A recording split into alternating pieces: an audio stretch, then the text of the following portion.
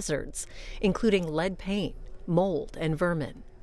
The officials proposed a new tenant bill of rights for military families. From the Senate Armed Services Committee, this is 2 hours and 40 minutes.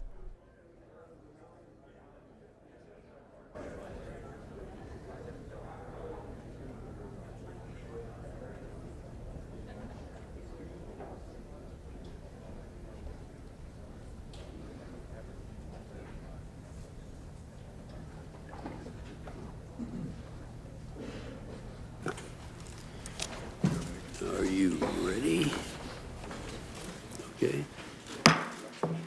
Our meeting will come to order. I see our witnesses are already taking their positions. Appreciate that very much. We always start on time. Jack and I have this understanding, and it has great effects.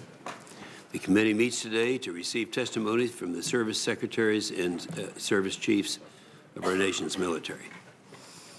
At the end of December, I heard from families about the dismal conditions they faced in privatized housing in Oklahoma and then around the country. You know, I was here 20 years ago when that decision was made, and I remember the discussion at that time. You know, it's going to work for a while, then you wait 20 years from now and see what problems erupt, and it happened. Since the time, this committee has acted quickly. We held a hearing where we heard heart-wrenching testimony from family members, privatized housing partners, and military leadership. One of those was Jana Driver, who's back there in the front row of the second section. And I just told her how much I appreciated the fact that she drew this to my attention. Her husband's at Tinker Air Force Base, and you can always be more sensitive to and understanding of when you hear problems emanating from someone who's personally experienced it. Senator Reid and I sent our staff to a number of military installations, including Fort Bragg, Norfolk Joint Base, Anacostia, Tinker Air Force Base, and then the others came from the services who actually went to every one of, and I've talked to many of you who have been to every one of the installations in your command, certainly in the Army. So you've never seen government working as fast as it's worked in the last 3 weeks. I'd like to read you a portion of the trip summary that the staff wrote, which I will note was shared with each of our witnesses. Now, I'm quoting now, and this is for the benefit of not just the witnesses here or this table, but those in the back of the room, which we'll recognize in a moment. Quote, from both home inspections and sensing sessions conducted with current on-base residents, the systemic issues outlined at the recent SASC hearing are not only substantiated, but we believe the problems may be much worse. Installation commanders had different opinions of their housing inventory before and after we conducted our tours. Where they thought they had a good understanding of current housing conditions, most came away embarrassed that they were not aware of some of the dire situations. Specific issues include absolutely no quality assurance from the services, which the chain of command admits is a problem. Primary partners and subcontractor maintenance performing shoddy patchwork instead of remediating the cause of the problem, and extreme frustration with the resident energy conservation program, which is supposed to curb the energy usage for on-base. Now, this is where the summary ends, but this is where the tough questions must begin.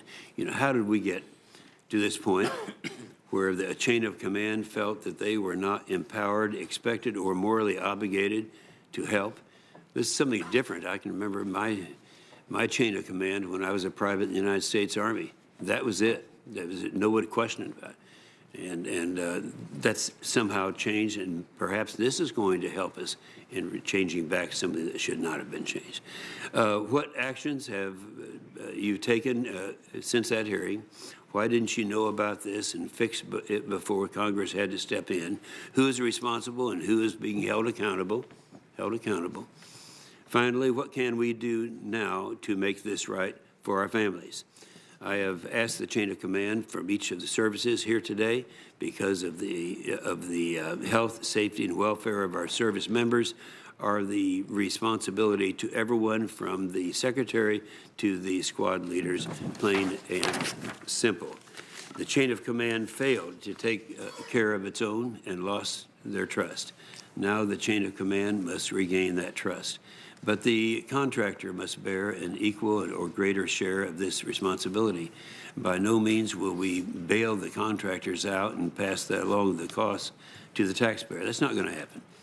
They agreed to take care of our families, and in fact, by their own admission, these contractors have not. In closing, we always say, recruit the service member, retain the family. But if we lose the trust of the military families, we risk losing the next generation of service members, which could be a very serious problem to the safety of this country. With that, I would like to recognize any of our military families who are here today. We're going to ask you to stand up. I know where you're seated. Stand up if you're a family of a military. Okay, let's give them a hand.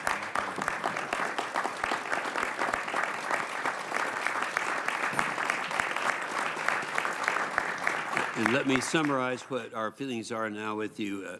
Help is on its way. To our service secretaries and chiefs, these people represent the thousands of military families whose trust you must regain. Before I turn to Senator Reid, I'd like to ask the members to stay on topic. We are here to get answers for our families, and our witnesses will be back in the coming weeks to answer questions and so forth. But what we're going to do on this is something we have not done in quite a while. That is, we're going to have, instead of a 5-minute question, we're going to have 7-minute question. But we're going to use the gavel to all of you who might be tempted to go over that. We're not going to let you do that. I don't mind being unpopular this day, and maybe you'll forget it tomorrow.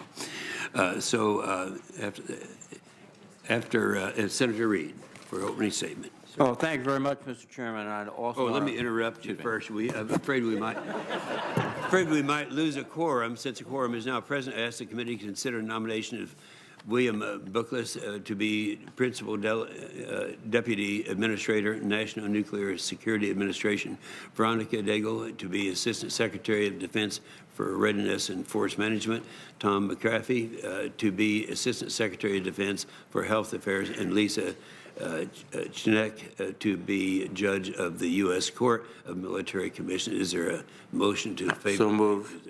A second. All in favor say aye. Aye. Ayes have it. It is now done. I apologize, Senator Reid. Quite all right, sir. Let me thank you again, Mr. Chairman. Let me thank the service secretaries and the chiefs for being here today.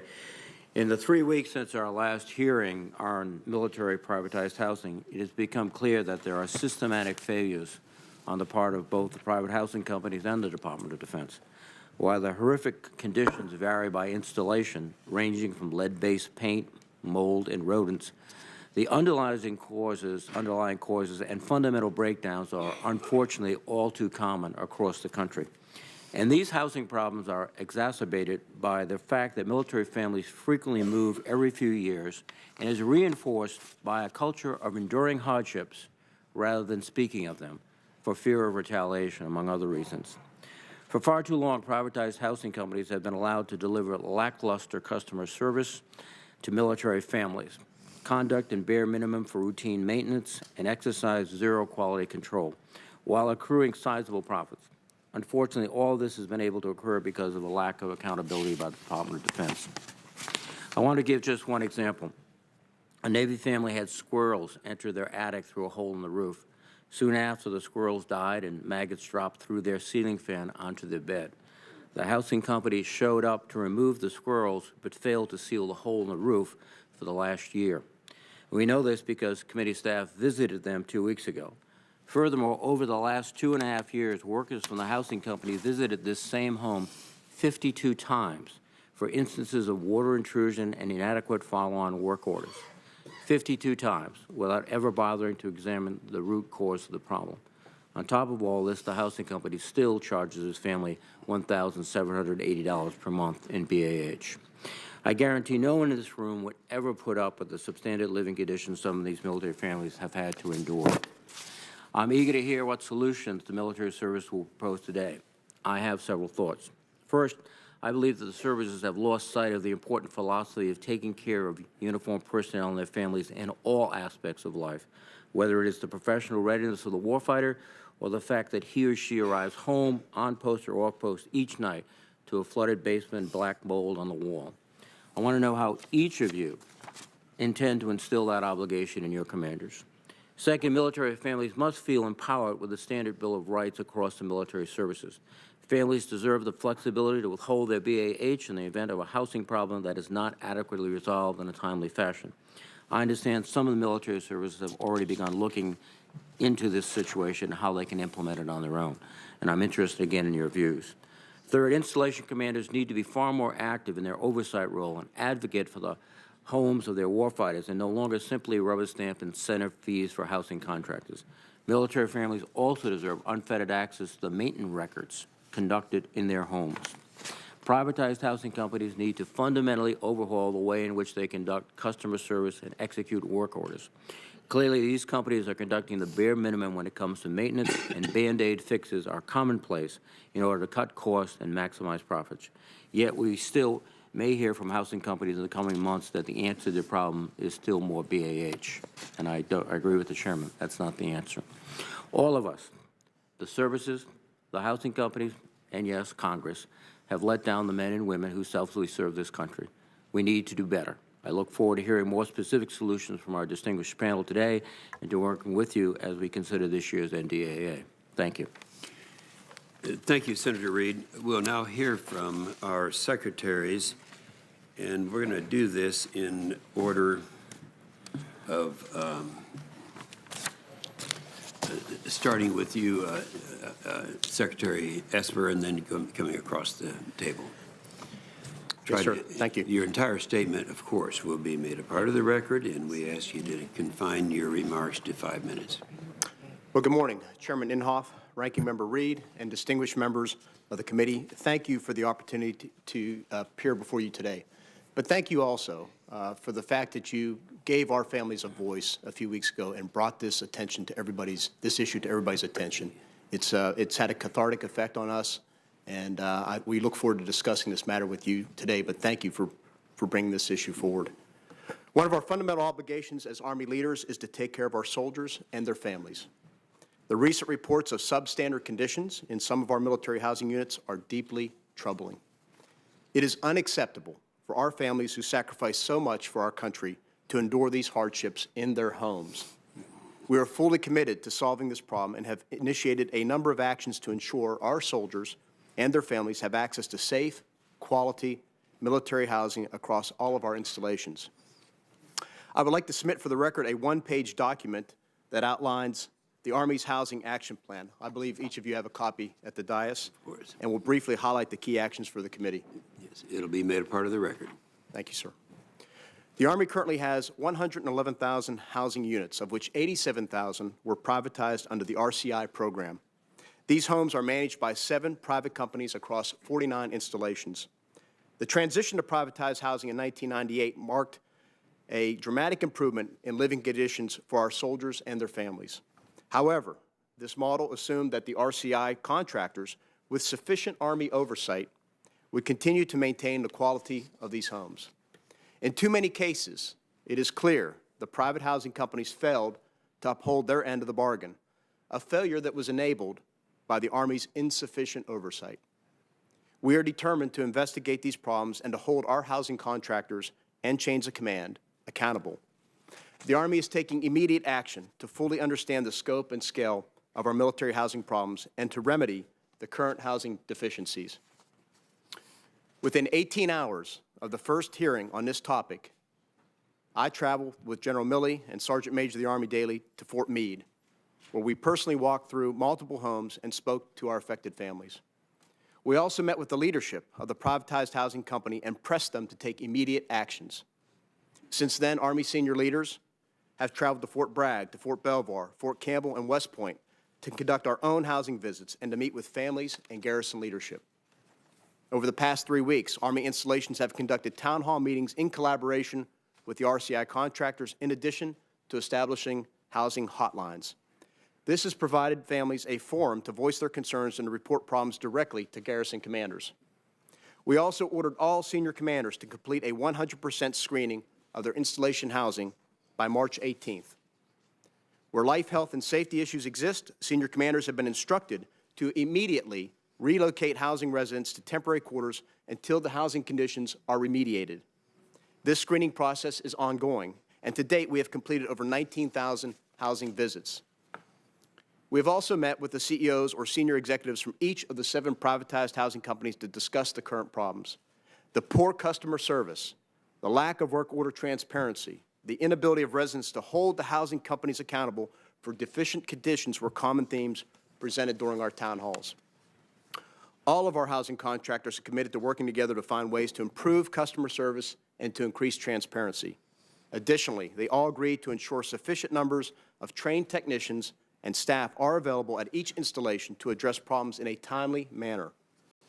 To inform our long-term solutions to this problem, we have initiated IG inspections across the 49 installations with RCI Housing. These inspections are focused on customer satisfaction, work order responsiveness, and the ability of our garrison commands to provide proper oversight of our private contractors. Many residents have told us that communication between residents and the private housing companies is broken. To enable greater transparency in the future, we are developing tracking systems to provide a common picture to residents, garrison leadership, and housing contractors. We are also restructuring incentive management plans to more closely align with those areas that are most important to our residents, such as work order resolution and customer satisfaction. It is not acceptable for us to provide high rates of incentive payment when the quality of service provided to our residents is substandard. Furthermore, to ensure our soldiers and their families have proper legal protections, we are working in conjunction with the other services to develop a tenant bill of rights. I believe the committee received this yesterday, and if I may, on behalf of my colleagues and myself, submit this as a record as well, our draft tenant bill of rights. Many Army families are concerned they lack the ability to hold the private housing companies accountable for poorly performed services and are inadequately protected from retaliation. This tenant bill of rights will outline the residents' basic rights while living in military privatized housing, including options that address the problems they are facing most frequently. To better empower our chains of command, we will implement training for garrison command teams on contracting and housing management. Additionally, we will increase garrison staffs to perform quality assurance and quality control checks on work order completion and housing transitions. Furthermore, we will develop our own reporting system for residents to rate timeliness, quality of work, and level of customer service to provide additional data to garrison oversight teams. Providing a safe, quality living environment for our soldiers and their families is critical to the readiness of the force. This is essential to building trust so when soldiers deploy, they can rest assured their families are taken care of back home. To do this, the Army needs to get back involved in the housing business. Good statement. Secretary Spencer. Chairman Inhofe. Use your mic. Chairman Inhofe, Ranking Member Reed, distinguished guests. I wish I could say I'm pleased to be here today, but I am not. I want to start by first apologizing personally on behalf of the Department of the Navy to any sailor, Marine, soldier, airman, Coast Guardman that was affected by the housing malady that we've seen before us right now. The people of the Navy Marine Corps team will always be our greatest resource and our greatest asset, and the safety and well-being of sailors and Marines and their families is a top priority for all of us. After the initial assessment, I can state with certainty that we can and we will correct the issue at hand, which is not acceptable. We will make the process and the product better in the long run. The solution is based on the simple precepts of communication, education, and attention. And when I say simple, that's just the basic concepts. The details will be forthcoming. I also want you to know that the 3 service secretaries are working in lockstep. Much that you will hear today, we are doing in coordination. You'll hear of a common lease, the development of that. We are working hand in hand in that regard. On top of the considerable demands of service, no military family should ever have to contend with chronic maintenance issues or concerns such as mold, pests, and intrusions into their house. In order to fulfill our obligation to our families and ensure the strength and readiness of our force, we must demand excellence and responsiveness for all concerned, including our housing partners. It is clear in many cases we have fallen woefully short of this obligation. And upon reviewing the issues surrounding housing, it's apparent there is culpability around the table. We're taking steps to address the immediate problems as well as address our business and education processes to permanently correct systemic issues. Upon the assessment, the CNO and the Commandant of the Marine Corps issued a NAV admin and white letters stating that by April 15th of this year, every Marine and Navy family in private public venture housing will be offered a personal visit from base officials. We're getting the uniformed command back into the equation. These command teams will not be satisfied until the housing issues they discussed or observed are resolved. Following that, a regular drumbeat of follow-on chain command attention will follow. We've been in discussion with our private-public venture partners about the availability of apps that are available now, and they are attacking this issue, that allows for reporting, tracking, rating, resolution, and enhancing the communication that is needed between our service people and the private-public venture partner. The three service secretaries will be holding quarterly meetings with the CEOs of our venture partners to address and monitor on a continual basis the satisfactory delivery of housing for our military families. Our housing partners will remain an important component of the housing solution offered to military families. However, our military leaders must never outsource their role as advocates for our service members and their family.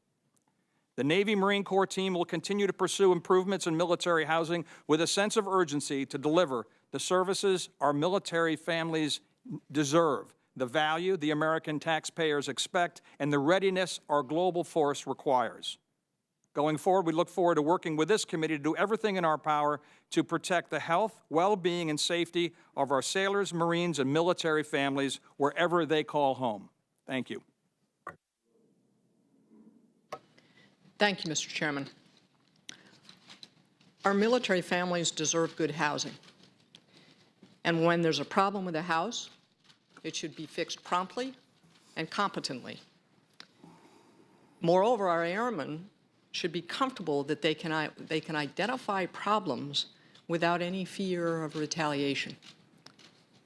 Over the past 3 weeks, the Chief and I directed the chain of command to do 100% health and safety review of all Air Force family housing.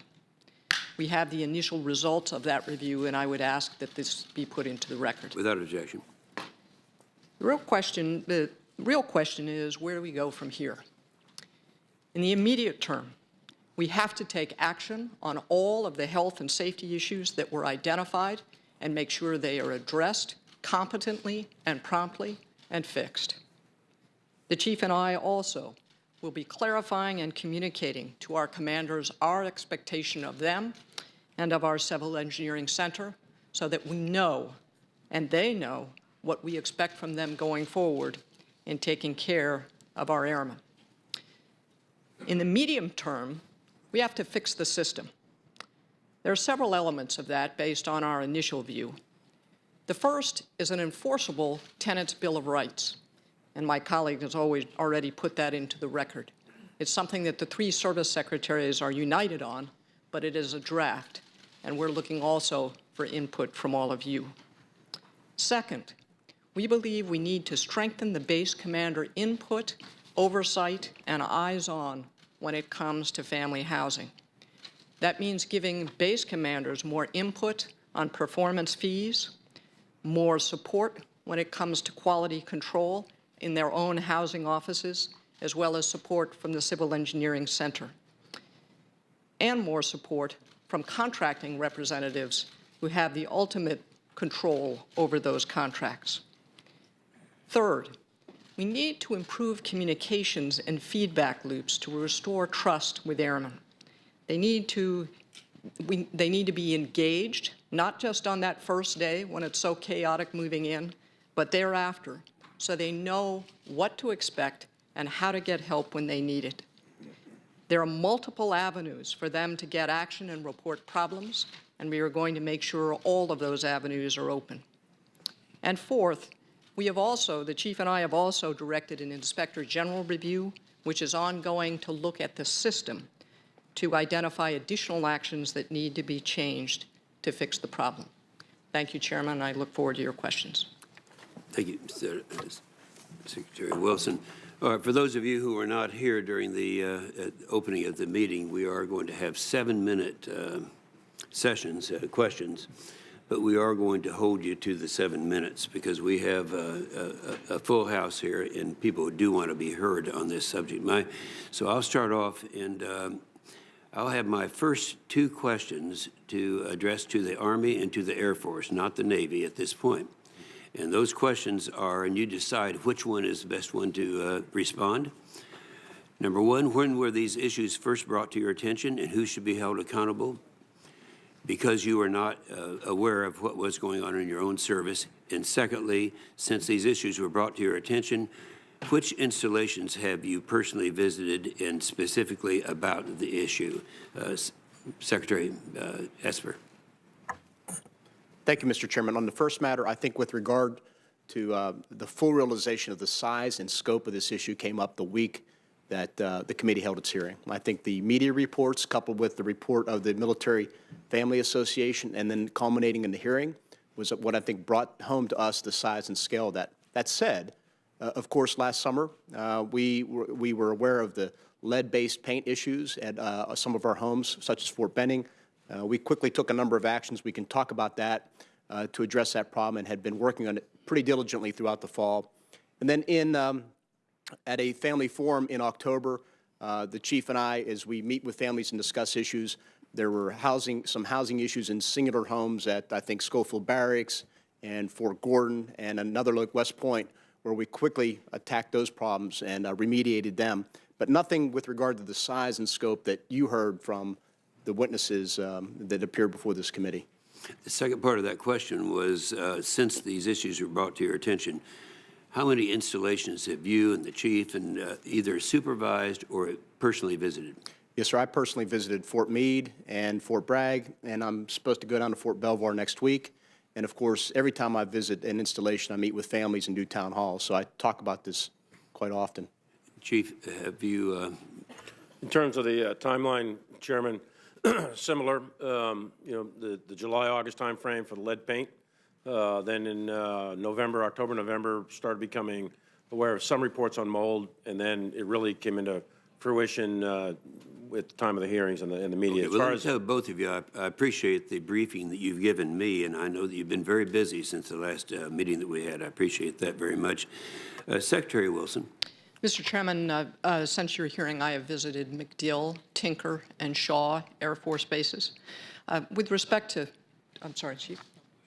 With respect to awareness of the problems, the Air Force was aware of construction defects at 4 bases, and on page 7 and 8 of the handout in front of you, it highlights those dates on where we were aware of construction defects and the actions that we're taking there. I think, though, that while the Air Force was managing those projects and getting construction defects taken care of, what we really didn't understand was the decline in trust and confidence in the airmen that problems would get fixed. And that is, to me, the most important part of the hearing that you had that brought that forward to us. Yes, ma'am, and I'll just add that Chief Master Sergeant of the Air Force, Chief Wright, and I went to Keesler and Maxwell Air Force Base, and our findings were very consistent with the testimony that you heard from the families that came forward. And I'll second what the Secretary said, that the most concerning to me that I found was the breakdown in trust that we've got to rebuild, as you've said, Chairman. Yeah, was anything exercising back your memory of the previous testimony that came from the homeowners, was anything found to be inaccurate from their testimony? No, sir. Very accurate. Okay. Secretary Spencer, would you respond to the same questions? And I have a separate question for you. Yes, Mr. Chairman. Since the hearings, I personally have visited 3 communities in the Hampton Roads area, Camp Lejeune and Cherry Point, to visit housing and meet with people there. We stepped right out right after the hearings, went out to the West Coast, our office did, to inspect what was going out there and hearing from the families of their concerns. Nothing we found that they reported was inconsistent. Admiral, do you want to add to that? So I personally visited Patuxent River and then facilities around the Naval District of Washington area, and have flag officers who have also gone to the Pacific Northwest, the Southwest, and so we've got good eyes on this problem, and nothing that we've seen is inconsistent with the testimony and the, I guess, the witness of the residents. And I would just echo that we became aware of this, I think, about the time that everybody else did in terms of the magnitude of the problem and the fact that the actual truth on the ground was differing to a great degree from the information that we were responding to, which is why we're getting after 100% awareness. All right, I appreciate that. Secretary Spencer, a recent news article states that the Navy is moving forward with creating a new Assistant Secretary for Information Management, which by default would eliminate your Assistant Secretary for Energy, Installations, and Environment. Now, that second one I mentioned is the part of the bureaucracy that is responsible for what led to this meeting now. Now, you came to our committee, and both the majority and the minority, and said you wanted to make an announcement. We told you not to, and you did it anyway. I'd like to know, first of all, why you did it, and then secondly, would you be in a position right now to commit to this committee to not dispose of the position that is responsible for the problems that led to this committee today at the conclusion of this meeting? Senator, I'll take full responsibility for what my office does. I did speak to your staff and the ranking staff about the idea that we wanted to put together in light of the cyber report, which you will soon be exposed to, that we did in the Navy after we had our exfiltrations. It's a risk that we have to manage. I apologize for my office getting ahead of the lights. That was not my intent. We are marching along, that we will keep everything in place as is.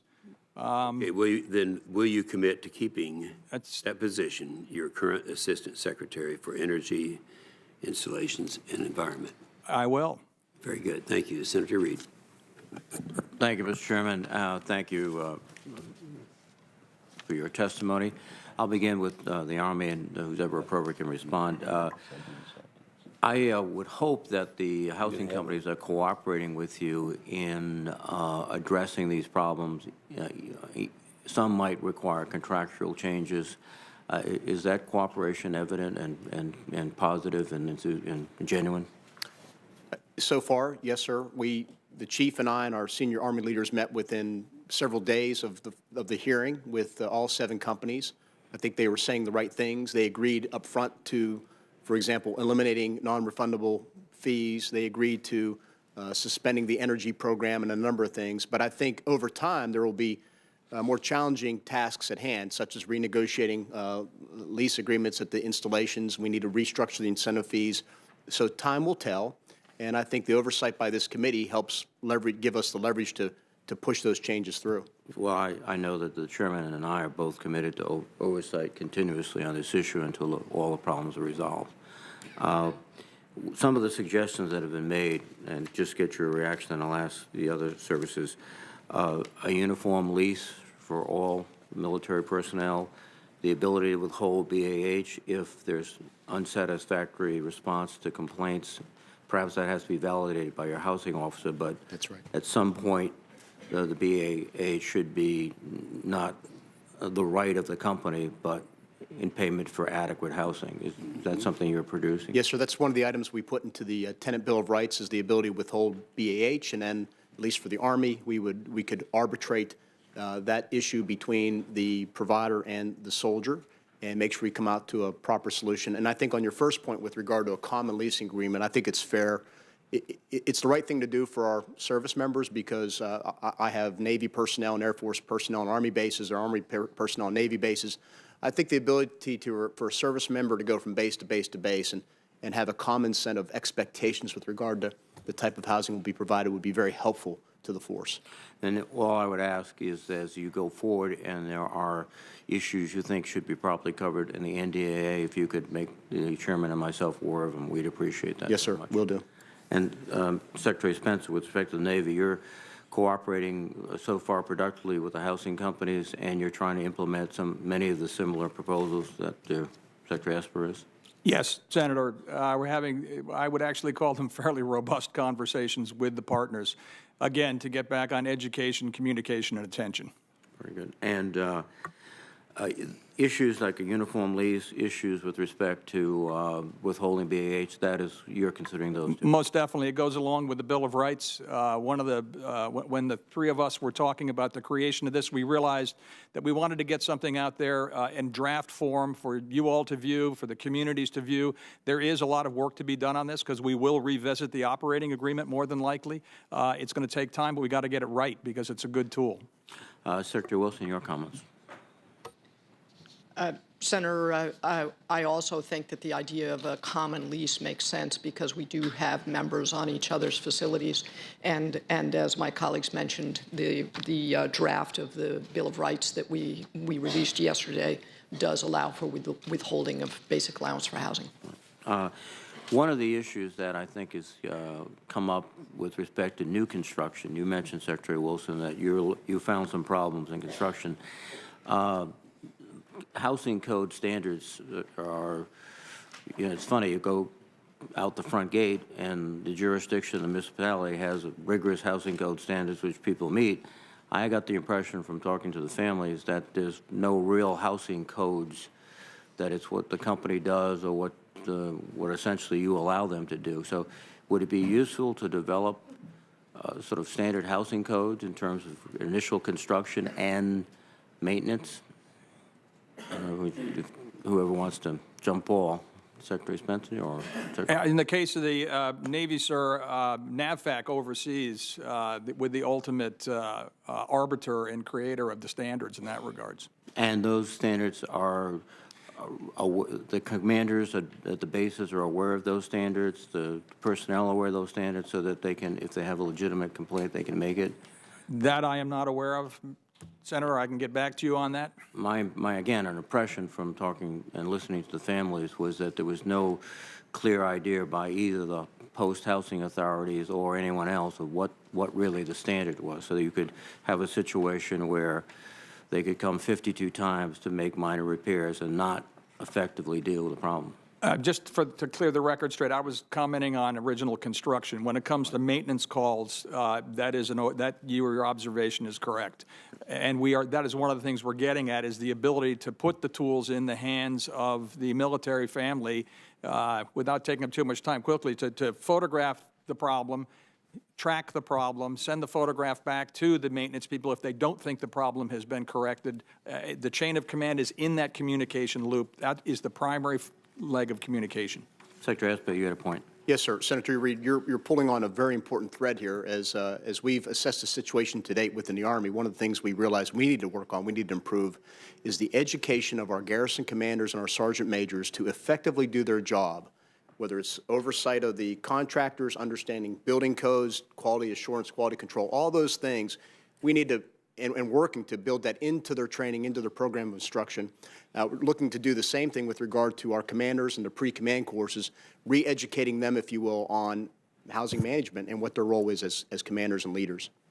Well, let me reiterate what I think the chairman expressed very clearly. This is an issue that we will stay engaged with, and it will take a while. We understand that.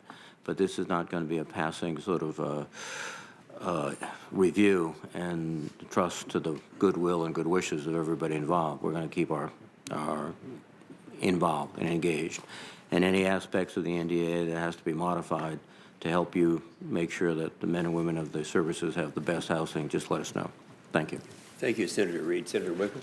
Thank you, Mr. Chairman, and thank you to the witnesses. What I think I hear is a determination to really get to the problem and fix it. I know that's a determination up here. I appreciate what Senator Reed just said about staying after this. Let me, as an Air Force veteran, let me direct my questions to Secretary Wilson and General Goldfein. And General Goldfein, I appreciate you visiting Keesler. recently. Let me start by asking you what you found there. And to summarize, this has been an ongoing problem for quite some time, dating back as far as 2011 at Keesler. There is a program called the Moisture Remediation Project, MRP. Some of the information we've gotten from the military members there is that this has been sort of a surface attempt to go in and clean the affected area with soap and water or some sort of disinfectants and not get behind and actually go to the root cause. This went so far as 11 families at Keesler having to file a lawsuit against the contractor in the summer of last year, seeking punitive damages and accusing the company of fraud and concealment. So it's a serious problem that's been there for a long time. So let me ask you this: in addition to telling us, General Goldfein, what you found, to what extent are military members required now to live in base housing? When I was a young officer, I had the option. I could go off base, get my basic allowance and rent or buy off base. So to what extent is it more or less a requirement to live in this housing now? Is this a problem inherent in the way we do privatized housing construction now, or is this can this happen either way we do it? And so if you would talk about those things, and then I might let Secretary Wilson follow up. Thanks, thanks, Senator. You know, when I went down there, I looked at the remediation program, the mold remediation program that they're doing, and dug into the issues that they're looking at. What I found there, so I'm going to be 60 years old this year, and I've lived in military family housing now for 50 years. I grew up in it. I raised my children in it. When I deployed for 2 years, I put my family in it. And there, what I found at Keesler, which was very consistent with the testimony we heard, is there are three things that families today are worried about that I never worried about, either as a parent or as a kid growing up. I never once worried about the health of my children relative to living in a home. And we now have families that have testified, and I saw that at Keesler, they're worried about the health of their children. The second thing I never worried about, living on base is the ultimate gated community experience. It's the one place where your kids can play until dark.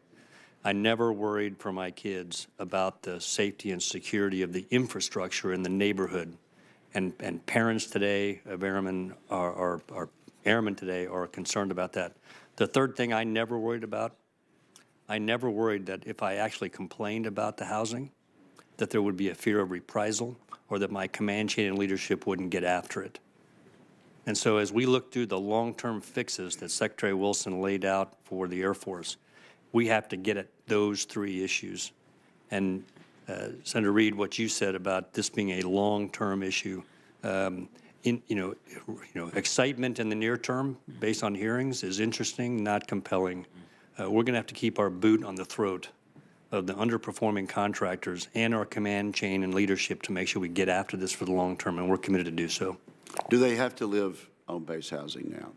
No, sir. As a matter of fact, there's a waterfall approach that we take. It's somewhat unique to the individual installation, but they have the choice to live on or off base. Do you think there's something wrong with the program itself? So I think the program has got to work. We've got to make it work. And where we have failed is to ensure that we have command chain involvement, oversight, leadership, quality control, and follow-up. And what did you find with regard to this moisture remediation project, MRP, with regard to the accusations that they're just treating the surface and not getting back in there and finding the problem? From what I saw, far more thorough a construction effort than what's been described. I did not see any painting over. I saw complete reconstruction, pulling out walls, going into the pipes. So I thought I saw much more significant engineering work to get after it. but this is a trust but verify solution for the future. Is the contractor doing that? They are. Okay. This is a little off the subject, but let me just mention this and ask you to answer on the record. I've been concerned for a number of years about unaccompanied housing in Korea, particularly at Osan. And so if you could get back to me on the record about how many of our enlisted airmen at Osan are now having to live in barracks that are not yet remodernized and remediated. If you could get back to me on the record about that, I would appreciate it. It's been something I've been asking about for years and years. So thank you very much. Yes, sir. Thank you, Senator Wicker. Senator Kane. Thank you, Mr. Chair, and thank you to the witnesses. The hearing 3 weeks ago was very gripping, very graphic. Poor communication, poor physical condition, possibilities of retaliation, and overwhelmingly a lack of military oversight of this program. I'm going to be touring Norfolk Naval Base tomorrow and meeting with families there. The housing companies, the 7, they must improve, but it's the military that must solve this problem. People didn't enlist to be a tenant of a private housing company. They enlisted to be a Marine, a soldier, a sailor, an airman or woman, or a coastie, and so their deal is with you, really not with the housing company. You are obligated to solve this problem for them. A few questions. My understanding is the contracts with the private housing providers, since it was a new initiative, offered the opportunity for the military to reopen the contracts at the 5-year point to see how the program was doing, and yet that opportunity was not taken up by the military. Is that your understanding? Senator, as far as I'm concerned, that is my understanding. The program at that point seemed to be going swimmingly well, and I gather no one availed themselves of the opportunity. Any different testimony on that, or is that generally understood? Thank you.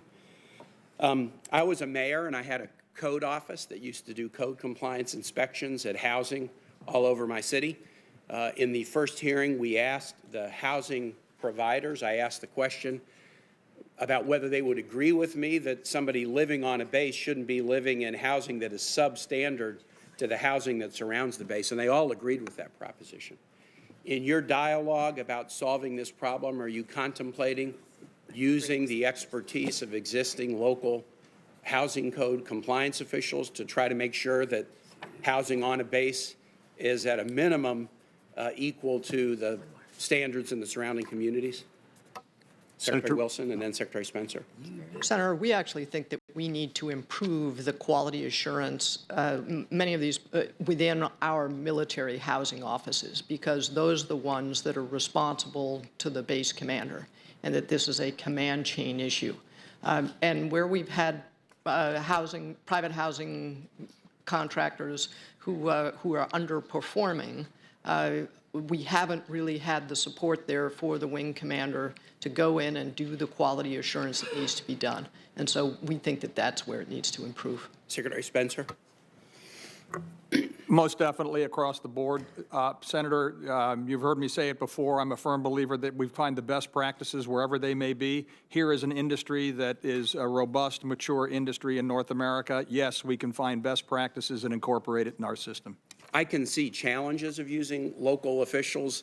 They might be pretty busy, but the idea of bringing in local code officials a couple of times a year, base commander might work with them to come in and do spot audits on a number of communities. Code offices would be thrilled to help you with something like this. And that's not to say that the military shouldn't have its own expertise, but when you have code compliance officers who do this day in, day out in the very communities where these folks live, who would be willing to help you, I think you should take advantage of that resource. We will be voting next week on the President's emergency declaration. The President's proposed to pull $3.5 billion out of the MILCON budget, $2.5 billion out of the drug interdiction budget within the DOD. That funding source only has about $85 million available in it right now, and so the reports we've read suggest that there would be an effort in the Pentagon to pull money from other accounts into that account to plus it up to $2.5 billion. I am very worried in contemplating this particular challenge that should this go forward, some of that $6 billion could come out of monies that would be needed to solve this problem? I don't know whether you can answer this question or not, but I want to ask it.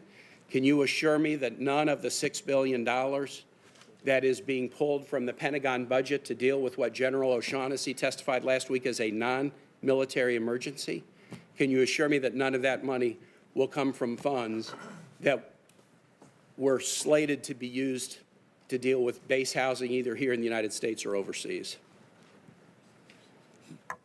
Senator, I can assure you that that is certainly my position as well, and I've articulated that to Secretary Shanahan, and I think there's a general agreement within the department that we should not tap into either military housing or barracks, I should add. But I don't have final say over that, so I cannot give the 100% assurance, but that's my view. That's your recommendation? Yeah, absolutely. How about to the other Secretary? Secretary Spencer? Same here. Prioritization, it's right up there, and that'd be my recommendation. Right. Secretary Wilson? That is my position as well. Thank you very much. Let me ask one more question. The testimony last week and during this hearing is very focused on military family housing, as it should be.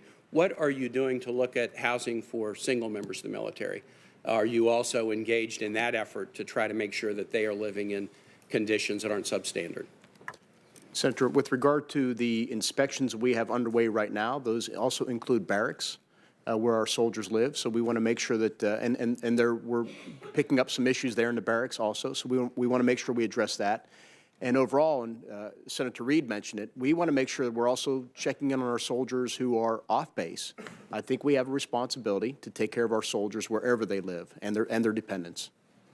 Secretary Spencer. Again, Senator, as we said earlier, the three of us are working together on this issue, and we're in lockstep doing the same thing that the Army's doing. Great. Thank you. Secretary Wilson. Or General Goldfein. Thanks, sir. And during my trip to Keesler, I went and visited the dorms. I walked through the dorms as well. Dorms built in 1951. And so as we take a look at this from the future, we're going to make sure that we do not only military family housing, but all housing where airmen live and work. Mr. Chair, thank you. Thank you. Senator Rounds. Thank you, Mr. Chairman. Let me begin. Ellsworth Air Force Base is in Rapid City, South Dakota, and immediately when this started to come up, my thoughts went back to what we have for housing at Ellsworth and so forth. And so my first question, I guess, would be to Secretary Wilson. I'm just curious, we all agree the maintenance issues that we're discussing here today are simply unacceptable. Is privatized housing still a viable option for our military families? And if privatized housing is still the appropriate and viable approach, what immediate and long-term actions would you propose to fix these types of problems? Thank you, Senator. I think many of us in this room remember what housing was like in the mid-'90s and early 2000s. And while we are having problems with some of our private contractors, I think overall housing is in better shape than it was at the time that this initiative was started. And so I believe that, and I saw it myself at bases in New Mexico at the time. And as a young officer, I never lived in on-base housing. I lived off-base as a single officer. But I do think that the housing is better than what we had in the 1990s overall. That doesn't mean that we change our approach to demanding that when there is a problem, it is promptly fixed and fixed in a competent way. There are a few things that I think will help. The Tenants' Bill of Rights, I think, will help, and it will allow us to have some leverage to work through these contracts and change the way things are managed. I think we do need to strengthen the role of the base commander so that they have input and control and leverage with the local contractor. I think we need to improve the communications and feedback loops for our airmen so they have multiple ways to address problems, and if they're not getting response, to get somebody to help them in the chain of command. And finally, we have an IG review underway that'll identify other systemic fixes that the chief and I will deal with. Those are long-term. In the immediate term, we've got our command chain that is identified and gone through houses, and we are focused on fixing the problems that are identified. Secretary Spencer, same question. Would you agree that this is still a viable option and should be continued? Senator, when the hearings finished, one of the things that I did was sit down with 3 of the authors of this actual solution back in 1996, and spent some time with them as to how they addressed the problem they were solving and what the solution was. If you look at the history of where we've been and where we are now, as an example, the service secretaries met with the private partner venture partners once a month. Base commanders met with the local private partner ventures once a month, and the program was going along quite well. The fact of the matter is we did take our eye off the ball. We know that. That's why I'm telling you this is, to solve this problem, we have what we need right now, 80% of it. And we'll let you know, obviously, if we need more as a backstop or whatever, we can call on you for the NDAA. This is a viable solution. I was a single person also when I was in the Marine Corps, but I have vivid memories visiting my married friends, and the product is a much better product that we have now. That does not mean that we need to fix this, and I think the tools that we have in the immediacy and the long term will affect that. Thank you. Secretary Esper, same question. Yes, Senator, from everything I've learned to date, I believe it's a workable model. We need to continue to study the issue and get back to you with any recommendations. I think any program over time needs adjustments, and that's the piece of this we owe you, in addition, obviously, to the initiatives we are implementing and the need for the chain of command to get back involved. Thank you. I think the idea of a Bill of Rights is very important. And I think it's one that I think perhaps this committee may very well want to play a part in terms of determining what it actually looks like. I also think the fact that you have an ombudsman as a part of the discussion is going to be critical, because I think there's something else that has to be discussed, and we haven't really talked about it yet, but there's clear evidence of negligence, perhaps fraud, breach of contract, with regard to the contractors and the way that they have, in some cases, managed their responsibilities. I think this list may very well continue to grow as you inspect these facilities. Why have we not taken these contractors to court, suing them on behalf of our families and our government? And is the government too cozy with these contractors to show them what they have done wrong, perhaps immoral, and in some cases outright illegal? Secretary Esper. Senator, I think you're asking many of the same questions we are asking internally. I think we need to look at the accountability aspects of this. I've walked through some homes where I've seen work done where I don't know whether it is just simple, pure incompetence or some type of fraudulence or negligence. But, you know, our immediate challenge right now is fixing the problems before us with regard to work orders and getting the families right. But I do think we need a deeper look at the accountability aspects of this. Will you commit to following through and reporting back what you find with regard to any anomalies that have to be pursued through legal channels? Yes, sir, absolutely, and particularly with regard to retaliation.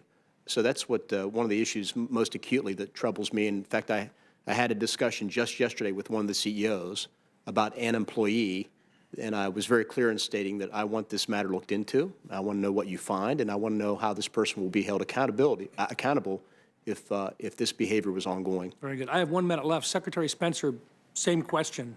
Same answer with, we took a step forward. We are launching naval audit to actually provide some audit functions in certain areas where we have concern.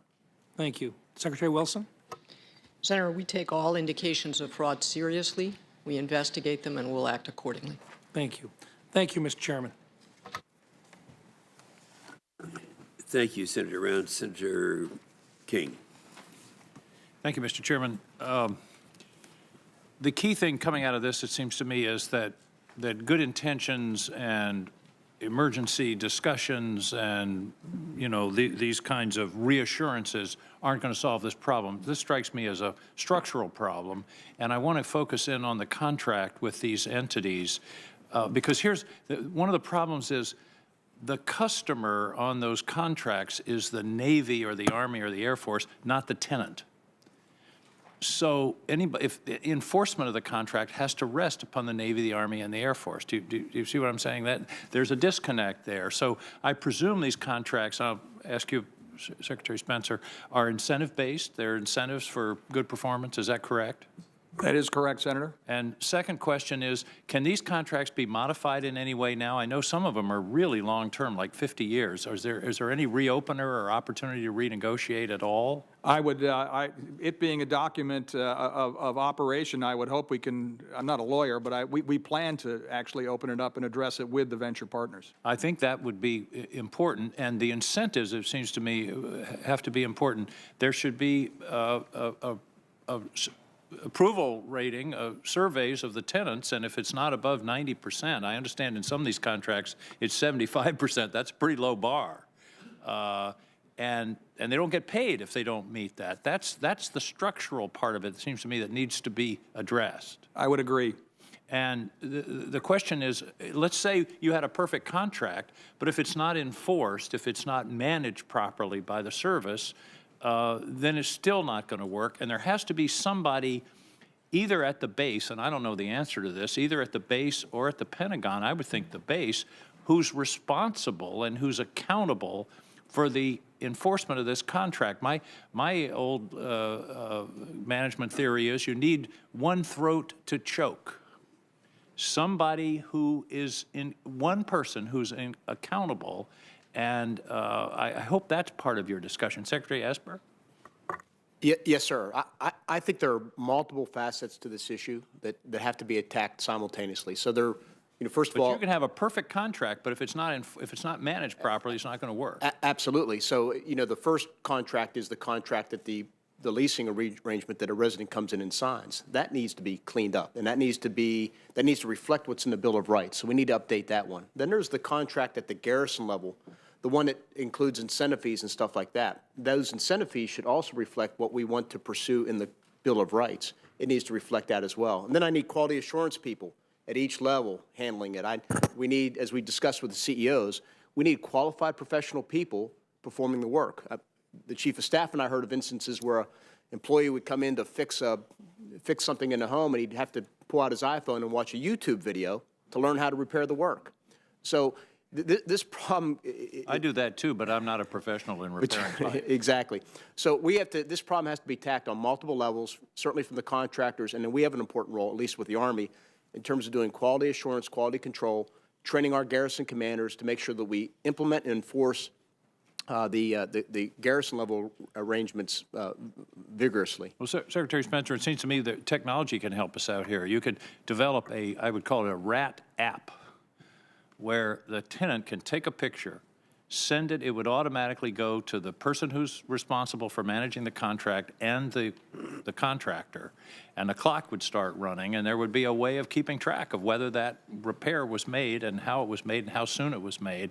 This is something that's within the realm of our capability these days. Most definitely, Senator. That's one of the three legs I was talking about: educate, communicate, and pay attention. But we are actually having discussions with the venture partners right now about inculcating one of those. Now, one of the word retaliation has come up several times in this hearing, and I don't quite understand that. Who's retaliating? Secretary Wilson, are we talking about the military folks on the base retaliating for a tenant complaining, or are we talking about the company? Who's retaliating? Sir, I've asked, because I heard the testimony, and that was actually, from your hearing, the thing that bothered me most, was because if people feel as though if they act, there will be retaliation, then they're not going to report problems, and we're not going to know what's going on. The fear, the only one that I identified and talked to a member about directly, where there was a fear, had to do with the housing office calling the first sergeant of somebody and saying, "Hey, your guy's making problems over here." In that case, the first sergeant talked to his member, and the airman said exactly what was going on, and he said, "Wow, if you need my help, man, how can I do to help? What can I do to help you?" But there is a fear of potential consequences if you complain in some cases. Not that I have not found a case where it happened. I would also say, though, you identified something that I think is important. That Could this you repeat that? I like payment, hearing that in these hearings. No, I'm just kidding. Go ahead. You mentioned third-party payment. I think this is one of the sources of frustration for our airmen. They sign a lease, But their basic allowance for housing goes directly, basically, from the Air Force to the contractor. If you were downtown paying your rent payment to your landlord and you had a problem with rats or mold or whatever, there's a direct relationship. There's a direct relationship. You can report it, and if you don't get a satisfactory answer, you can walk in and holding your check and saying, you know, I'm not going to give you this until you fix this problem. There's a greater feeling of control, and I think that lack of direct control is the reason why in this Bill of Rights we've included the right to withhold your basic allowance for housing. It's all for naught unless the customer, which is you, enforce the contract on behalf of that tenant. That's a crucial part of this. I'm running out of time, but for the record, not now, but for the record, could you all submit the copies of these contracts, and they can be redacted for, you know, proprietary reasons? I'd very much like to see the terms and how the incentives are structured and those kinds of things. If you could do that for the committee. Yes, sir. Thank you. Thank you very much for your testimony. Thank you, Mr. Chairman. Thank you, Senator King. Senator Cotton. Good morning to all of our service secretaries and service chiefs. We rarely see all of you together. I think that reflects the seriousness with which this committee takes this problem. I think we've all had the same reactions to the very troubling reports of unsafe and unclean conditions at contractor-managed housing at military bases around the country. Stories are really terrible. Kids struggling to breathe because of black mold, lead paint, rodent infestations, exposed wiring, doctor's office visits where doctors plead with the family to move out for the sake of their child's health. My office has reached out to Colonel Donahue, the 19th Air Wing Commander and Installation Commander at Little Rock Air Force Base, to explore the issue there. It's not perfect by any means, but it doesn't seem to have the same systemic problems we've seen elsewhere. They've got about 1,000 total units under private management. About 2/3 of those are occupied, and about 2/3 of those report no problems or did not request an inspection. That still leaves over 200 visual inspections that identified problems that are currently being remediated, like moisture and lead paint and rodent infestation. Secretary Wilson, General Goldfein, I know that you will work to make sure that those conditions are remediated promptly. I also want to commend the Military Family Advisory Network for the work they've done bringing this situation to everyone's attention. We ought to address it with the utmost speed. We already ask a lot from our troops and our military families to sacrifice in terms of their freedom and their comfort for ours.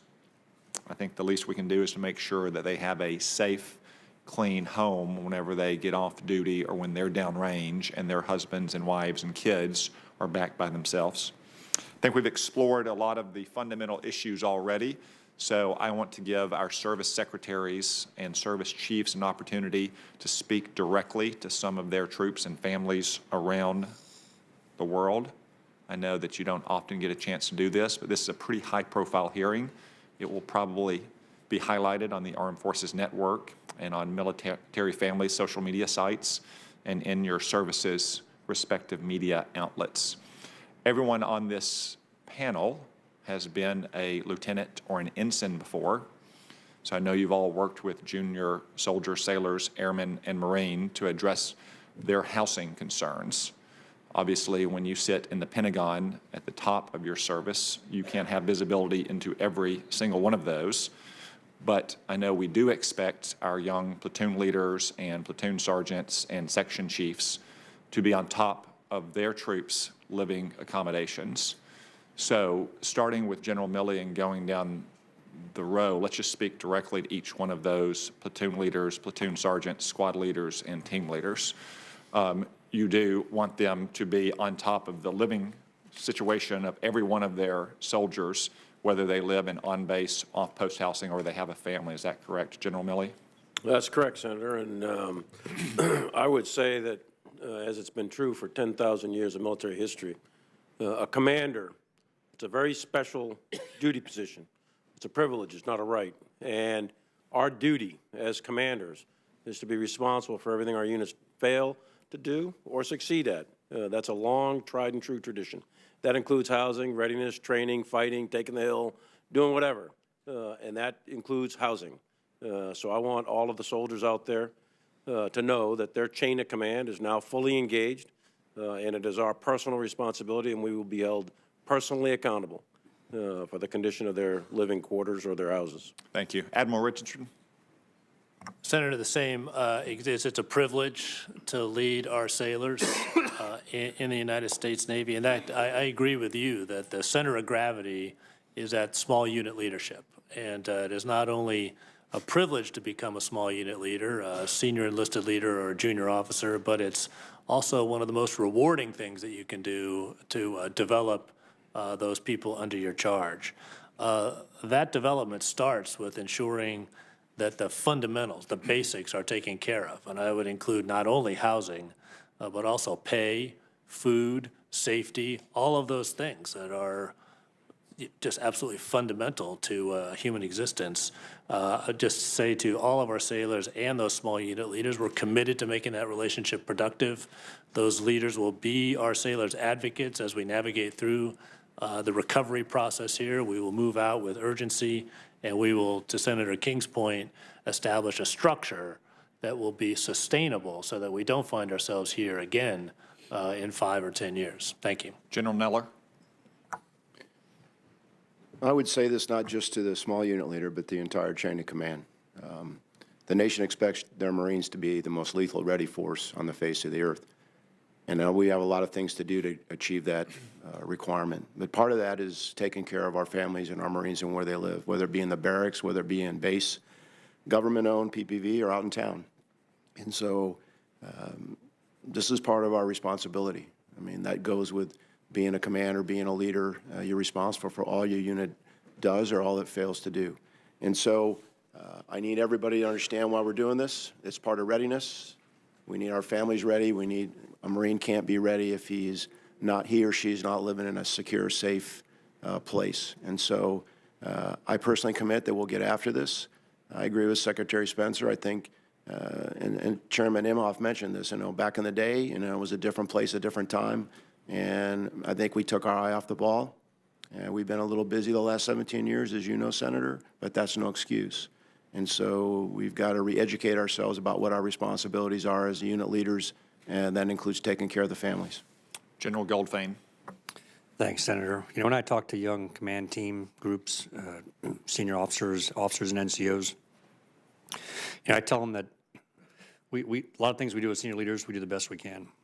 There's one thing we do that's nothing short of sacred duty and a moral obligation, and I believe it's our mirror check. And that's to ensure that every airman that we send into harm's way to do the nation's business is properly organized, trained, equipped, and well led. And then when they get the job done and return to their families, we've taken care of them while they've been gone. That's a moral obligation.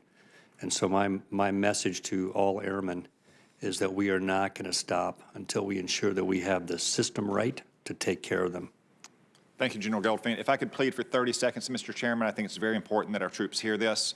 As Senator King said, there have been reports of retaliation and reports of non-responsiveness to complaints. I'd just like our service chiefs to speak directly once again to their troops and assure us, yes or no, that there is zero tolerance for any retaliation if you complain about the conditions of your residence. General Milley. Absolute zero tolerance. Admiral Richardson. Same, zero tolerance. General Neller. Zero tolerance. General Goldfein. 4. There you have it. Family members and troops on the front lines, when you have these problems, the top boss in every one of your services has said there will be zero tolerance, there will be immediate responses to your problems. You should bring them forward and make sure that you and your families have a safe residence while we work through the bigger structural problems we have. Thank you, Senator Cotton. Senator Heinrich. Thank you, Chairman. Secretary Esper, I want to start with you, and I certainly agree that we need a tenant Bill of Rights, and we've heard a lot of really good testimony from all of you and a lot of good questions from my colleagues about using that as a tool to address the unresponsiveness between some of these contractors and people in the housing, as well as the issue of who is the customer, because I can tell you from personal experience of people who've reached out to me, both a concern that they would be held or that there could be retribution when they raise issues, and then also the issue of not having the contractor be adequately responsive because they're not the customer. But I want to switch gears and maybe come back to that issue and address the other half of this, because I think half of this is contract quality and enforcement of that contract, and half of it is basic standards and enforcement of those standards. So I want to understand the lay of the land across the board. You know, we heard from a former mayor. I'm a former city councilor. Any mayor, councilor, county commissioner will tell you that we have tools to deal with this. They're building codes. And I want to understand across all of the services what the current standards are. So Secretary Espert, in the Army, what is the building code standard that base housing must be built to in your service branch? Is it uniform, or is it governed by the local or state building code standard at the site? Yes, sir. My understanding is that under the umbrella agreement under which this privatized housing operates, that the commitment is that the privatized housing would abide by local standards, and it would be overseen by them as well. That said, I would want to take a look at what those standards are to make sure that they meet what our expectations are as leaders. We may need higher standards and a common standard, if you will. We've talked a lot about commonality here with regard to leasing agreements. I think common standards, common high-quality standards are the way to go. I think you're dead on, and I think you're onto something here, because there is a patchwork of standards across the United States. County and city, we have, you know, Secretary Wilson is very familiar with Kirtland Air Force Base a few blocks from my house. They do not fall under the city of Albuquerque's jurisdiction, because that's where the boundary for the city stops. They're under the state or county standards. So I do think it makes sense for all of us to look at a uniform standard that may be a higher bar for safety, for comfort, for energy efficiency than what may be appropriate at the local level or what local politics might dictate. So for the other service secretaries, what is the current standard, and what is your opinion on the sort of approach that Secretary Espert just Senator, to underscore the fact we probably need standardization, it's my understanding that we are held to a government standard, a DOD-oriented government standard, and my Naval Facilities Organization oversees the enforcement of those standards on original construction. Secretary Wilson. Senator, the Air Force Civil Engineering Center oversees the uniform DOD standard for construction. I think where we've had problems is in quality assurance of repairs and quality control, and that is often a manning issue, and we need to address that issue base by base. Who, for each of the secretaries, once again, who would be responsible in your service branch for performing basic inspections to make sure that either new or existing construction meets code and or meets the standard for repairs? Senator, I think if it's new construction, it's likely our Corps of Engineers would be responsible. And I think in all cases, whether it's that and repairs, it would be the garrison chain of command. And I'd be remiss if I didn't say, at the end of the day, the chain of command of that soldier also being involved is certainly on work orders will be extremely important. And to Secretary Wilson's point, we're looking at the same thing as we staff up at all of our installations, making sure we have sufficient quality assurance, quality control personnel at every step of the process are involved, and either doing 100% depending on the nature of if it's a life, health, and safety work order, or spot checking if it's a routine work order. Okay. Secretary Spencer. In the case of the Navy, sir, CNIC and then the local housing office would be the responsible parties. Again, just reverberating what Secretary Esper and Secretary Wilson said, the quality, it's the quality control and quality assurance aspect that is going to be the real nuts and bolts to make sure that we enforce what we have. Senator, on your bases, you will have a housing management office that is as we mentioned, undermanned for quality assurance. The Civil Engineering Squadron, with support from the Civil Engineering Center, assesses and the compliance with code-like items. I want to thank all of you for the commitment that you made to Senator Cotton with regard to retribution. I also want to ask, what are we doing to make sure that that commanding officers understand that, as well as sending that message to rank and file I have had at least one constituent raise the issue that they were afraid to bring some of these issues forward. So what is the mechanism, Generals and Admiral, for just sending that message loud and clear that we have an issue, and if you raise issues, you're going to be listened to, and you're not going to be held to some form of retribution? The chain of command is command information mechanisms throughout the force to get that word out, but it is well understood that any sort of action, a reprisal action or retribution action against anybody who raises a complaint about anything, whether it's the IG, the EO, the EEO, housing, or you name it, it is illegal. It is not just against policy and regulation. It is illegal, and you will be held accountable if you engage in any sort of reprisal action against anybody who raises a complaint about anything. It's zero tolerance, period. Admiral. Senator, if I could just agree with General Milley, but just to make sure that we were clear here, it was a specific part of the NAV admin message that I sent to the Navy to make sure that we are particularly sensitive to this because perception can be as powerful as reality here. Exactly. And then I did a social media post, made it clear there, the inspection guide, the visit guidelines for visits to homes include a part of this, so we're being extremely sensitive to making sure that certainly we meet the legal requirements, but we also, from a perception management thing, are open to this. Excellent. I agree with both the chief and the CNO. In the white letter I sent out to all commanders directing the housing outreach with the intent to visit at the permission of the service member their home either in a PPV or out in town. There's very clear guidance on what they can and cannot do, and what whether they refuse to visit or not. But as General Milley said, any reprisal and anyone who makes an allegation is illegal. I know that. Thank you, Mr. Chair. Thank you. Senator Hawley. Thank you, Mr. Chairman. I'd like to go back to the subject of contracts. I understand that Senator King asked about some of these contracts with the private entities and requested copies of relevant contracts. I'd like to see those as well.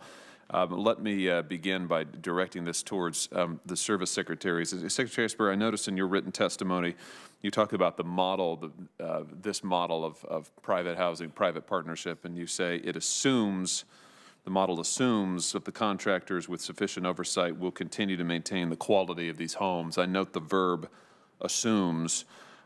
Do these contracts lay out particular standards? Are these private housing operators, are they contractually obligated to maintain particular standards in these housing developments? We'll start with you, Secretary Esper.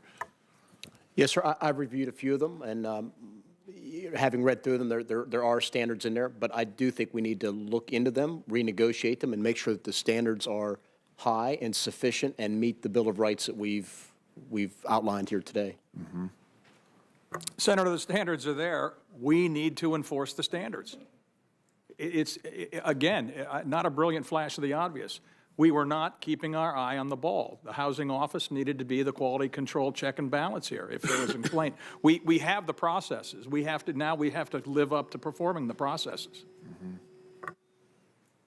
Same for you, Secretary Wilson. Senator, the contracts do have standards in them. The issue is ensuring that we enforce those standards when we have a contractor who is a subpar performer. So under the contracts, who is charged with enforcing the standards, and it's you? I mean, who has the authority contractually to enforce these standards and see that they're maintained? Senator, in the case of the Air Force Civil Engineering Center has a contract manager. The Housing Management Office actually has a dual chain of command to both the base commander and to the Air Force Civil Engineering Center. Mm-hmm.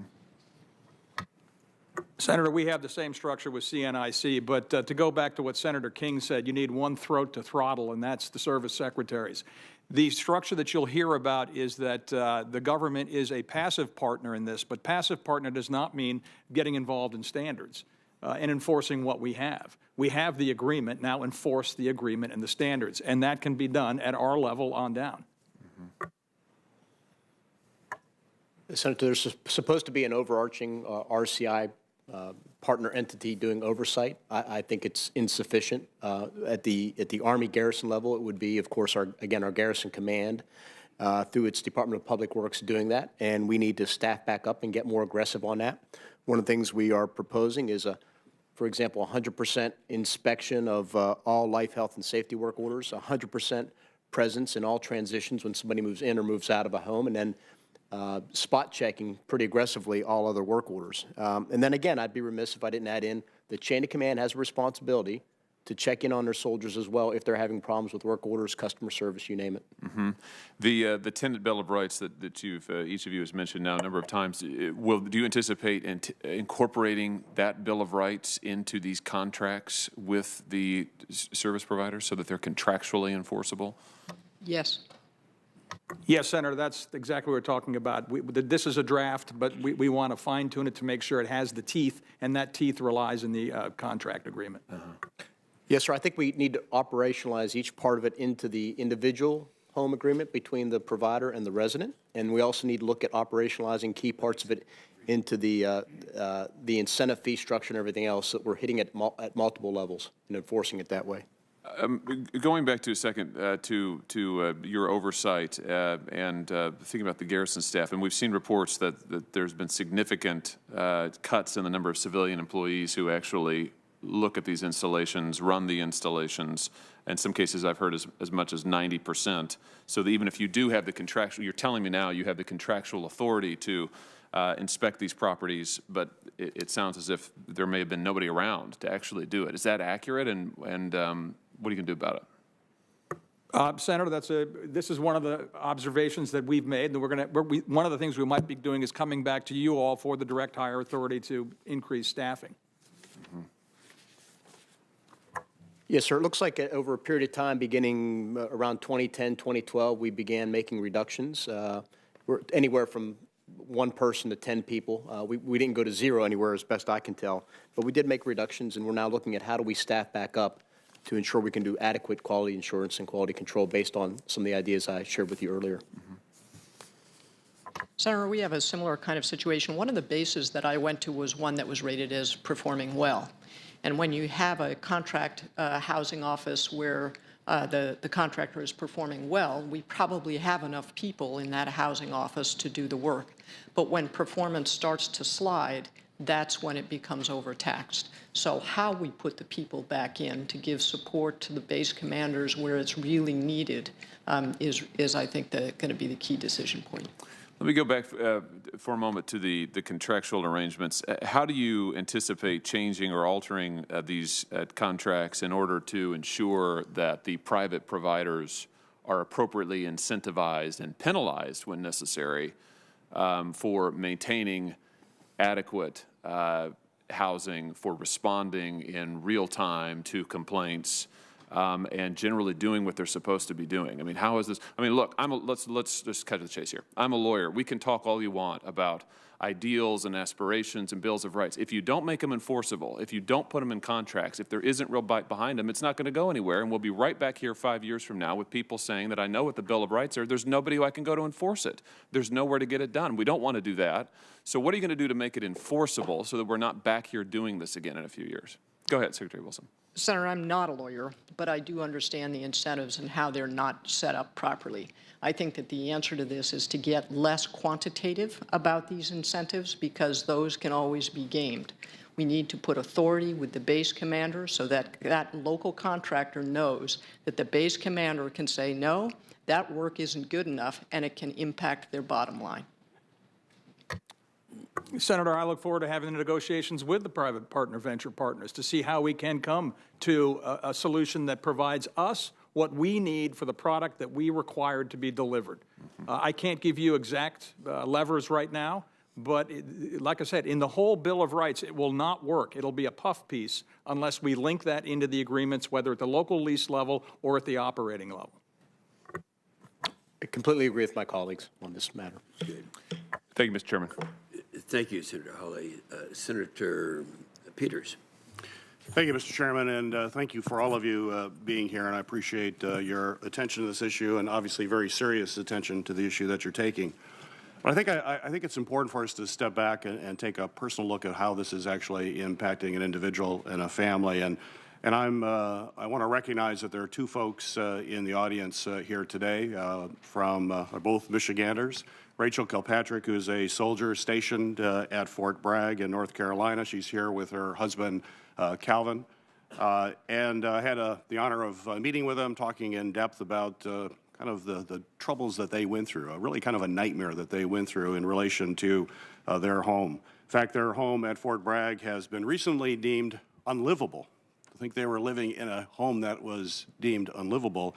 It's pretty outrageous. It was infested with termites. It had a severe outbreak of black mold, which caused significant health issues for her family. You're not going to be able to see this, but I'm sure you've seen some of these pictures. I'm sure General Millie Secretary Esper, you've seen some of this when you visited Fort Bragg. Thank you for being there. But for the others, you know, this is a picture of their home.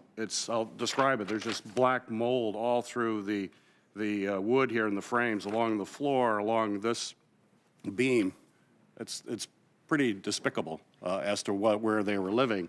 And it's no wonder that they've had some significant health impacts, particularly with Calvin talking about respiratory issues related to that. And what gets me as I see this, and then I hear from contractors who say that, well, maybe we should adjust the BAH formula to provide more money for this. And then this is a public picture that was out. This is the landlord for this property, who has a 100-acre estate. I think this is his dining room. This is a pretty nice dining room for the landlord. Probably can't see that, but that's pretty amazing picture. So it doesn't sound like he's hurting too much, although he thinks maybe I can't maintain this property while I dine with my friends at this incredible mansion on 100 acres. It brings back visions of the term landlord back in the medieval days, where the landlords lived like this and other folks lived like this. Of course, these folks are soldiers, sailors, airmen, Marines, who are serving our country and serving it with honor. This is simply unacceptable for us to treat this way. Her husband, Calvin, is an example of someone who's now suffering from some health issues, from respiratory issues. He told me this morning that what he wanted to do was join the Army, that his wife was going to have children. He would join the Army. But now, because of respiratory issues that may actually be a result of living in this condition, he won't be able to join the Army and serve his country, something that he wants to do. So as we move forward, and all of you have made a great commitment of moving forward, what are we going to do about the people who are suffering from health issues as a result of living in these conditions in the past? Let's not forget what has already happened as we look forward. If you could tell me, how do we hold these landlords accountable for health issues? This is a process that supposedly was going to save taxpayer money, but now we have people in TRICARE and other health. We've heard instances where children may have been impacted as a result of living in these kinds of facilities. What are we going to do? We'll start with Secretary Esper, each of the secretaries. What are we going to do to go back to make sure those who were harmed in the past, that we hold these landlords accountable for what they did to some of our wonderful service members? Secretary Esper. Well, Senator, thank you, first of all, for sharing that. I want to thank the family for coming forward, and much as I did in all the families I've spoken to, the chief and I and the spouses we met, again, wholeheartedly apologize that they have to live in such despicable conditions. It is unconscionable that that would happen. And it's troubling, the story you convey.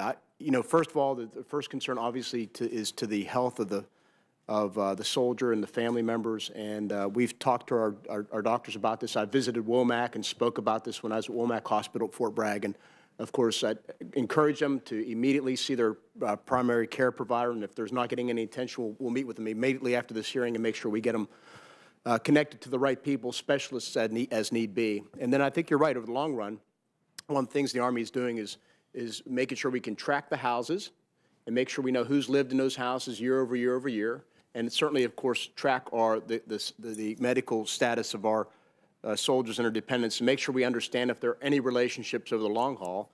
And then I think we need to pursue aggressively, if there's accountability, if there's something that was caused by act of negligence of the private contractor, to hold them liable. But at the end of the day, the Army is going to take care of its own. We're going to make sure that we take care of their needs medically and health-wise.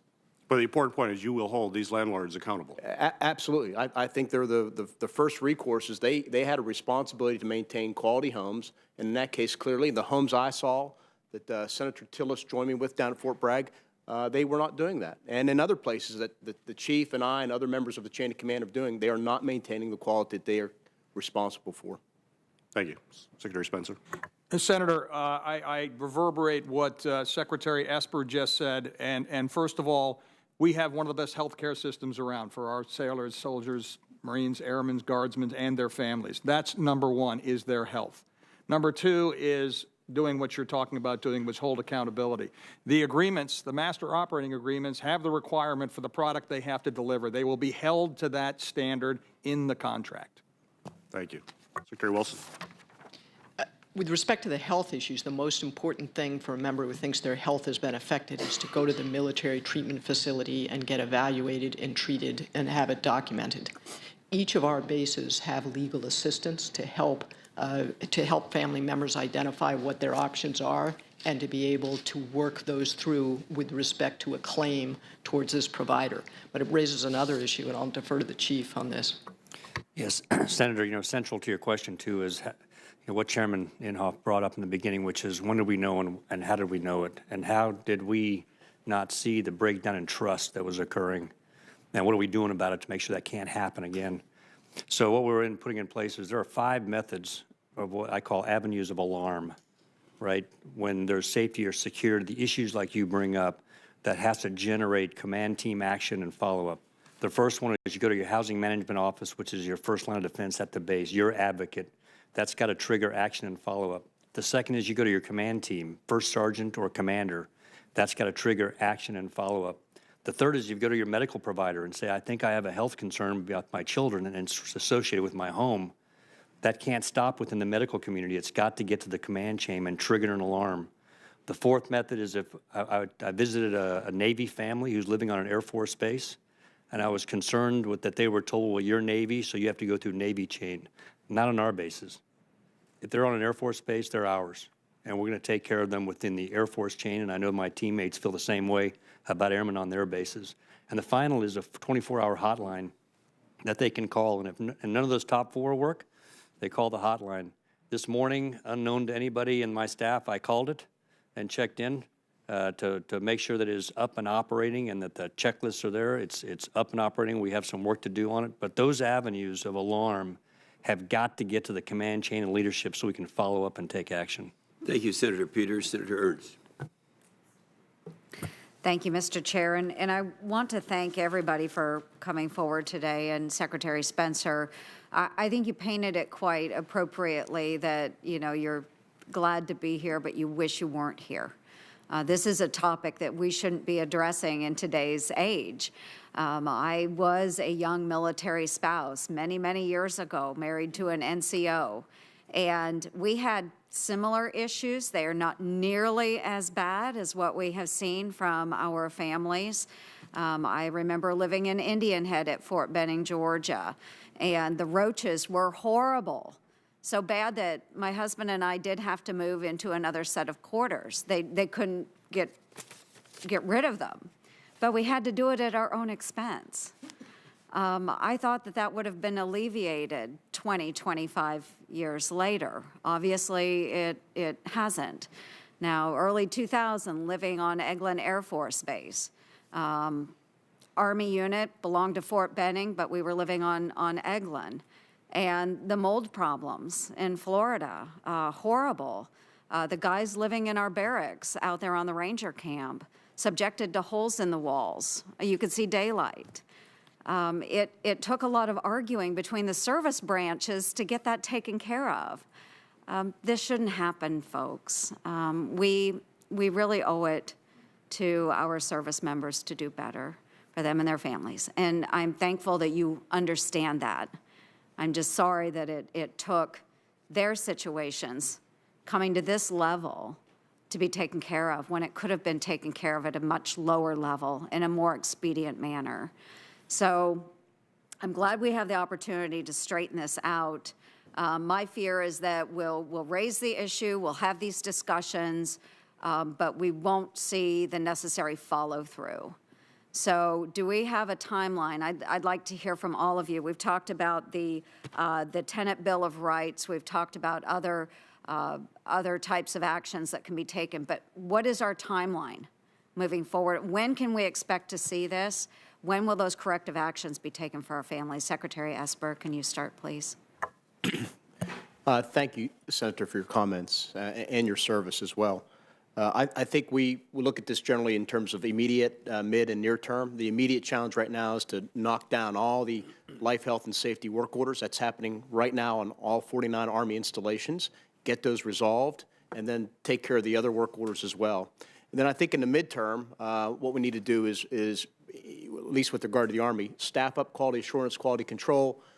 We need to make sure that we have adequate, independent, objective reporting systems on our Army bases to make sure we understand soldier satisfaction with the customer service being provided, and a few other things there.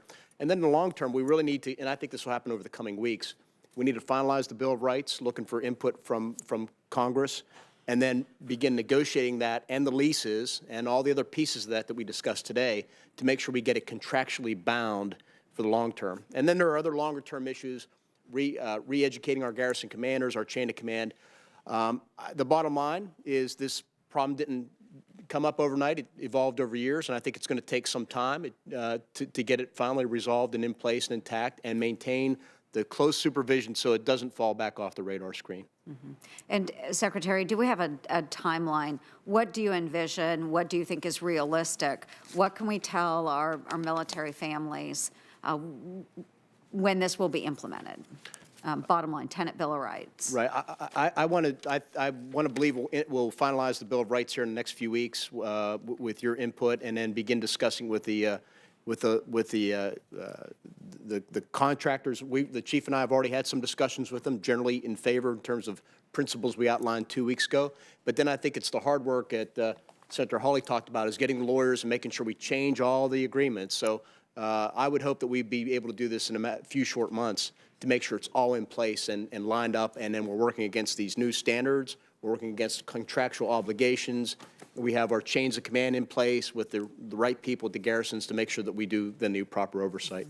Secretary Spencer. Senator, if you just cruise the web and look for communities, whether states or right here in the District of Columbia, their Bill of Rights for tenants, almost every single case I looked at, each item in the Bill of Rights was backed with a code.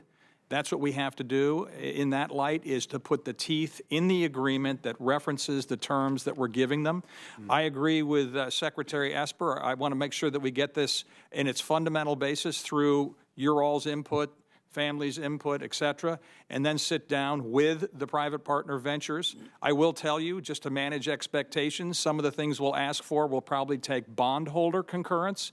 So there are parties that have to be addressed here. I would say 90 days is what I'd be looking at, just in my eyeball of it. Okay, thank you. Secretary Wilson. Senator, I completely concur with my colleagues on this. Okay, I appreciate that very much.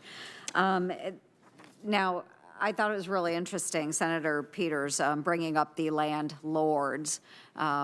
Truly different situation centuries ago, but it begs the question.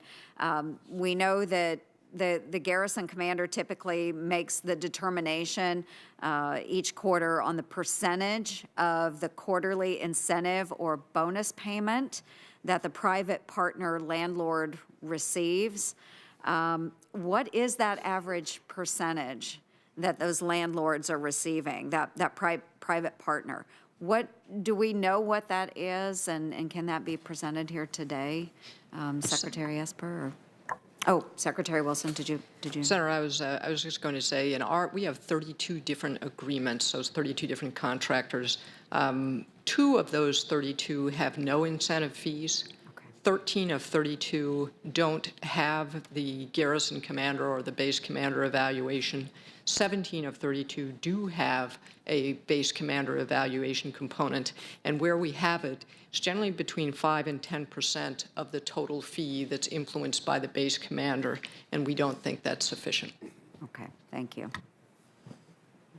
I interpret the question differently, Senator, in that what are we actually paying in incentive fees We do ours at the regional level, which is, here's an example of what we're rethinking, which is to deliver the ability to award the incentive at the base level. But in our levels, we're somewhere around 75 to 80% of incentives paid.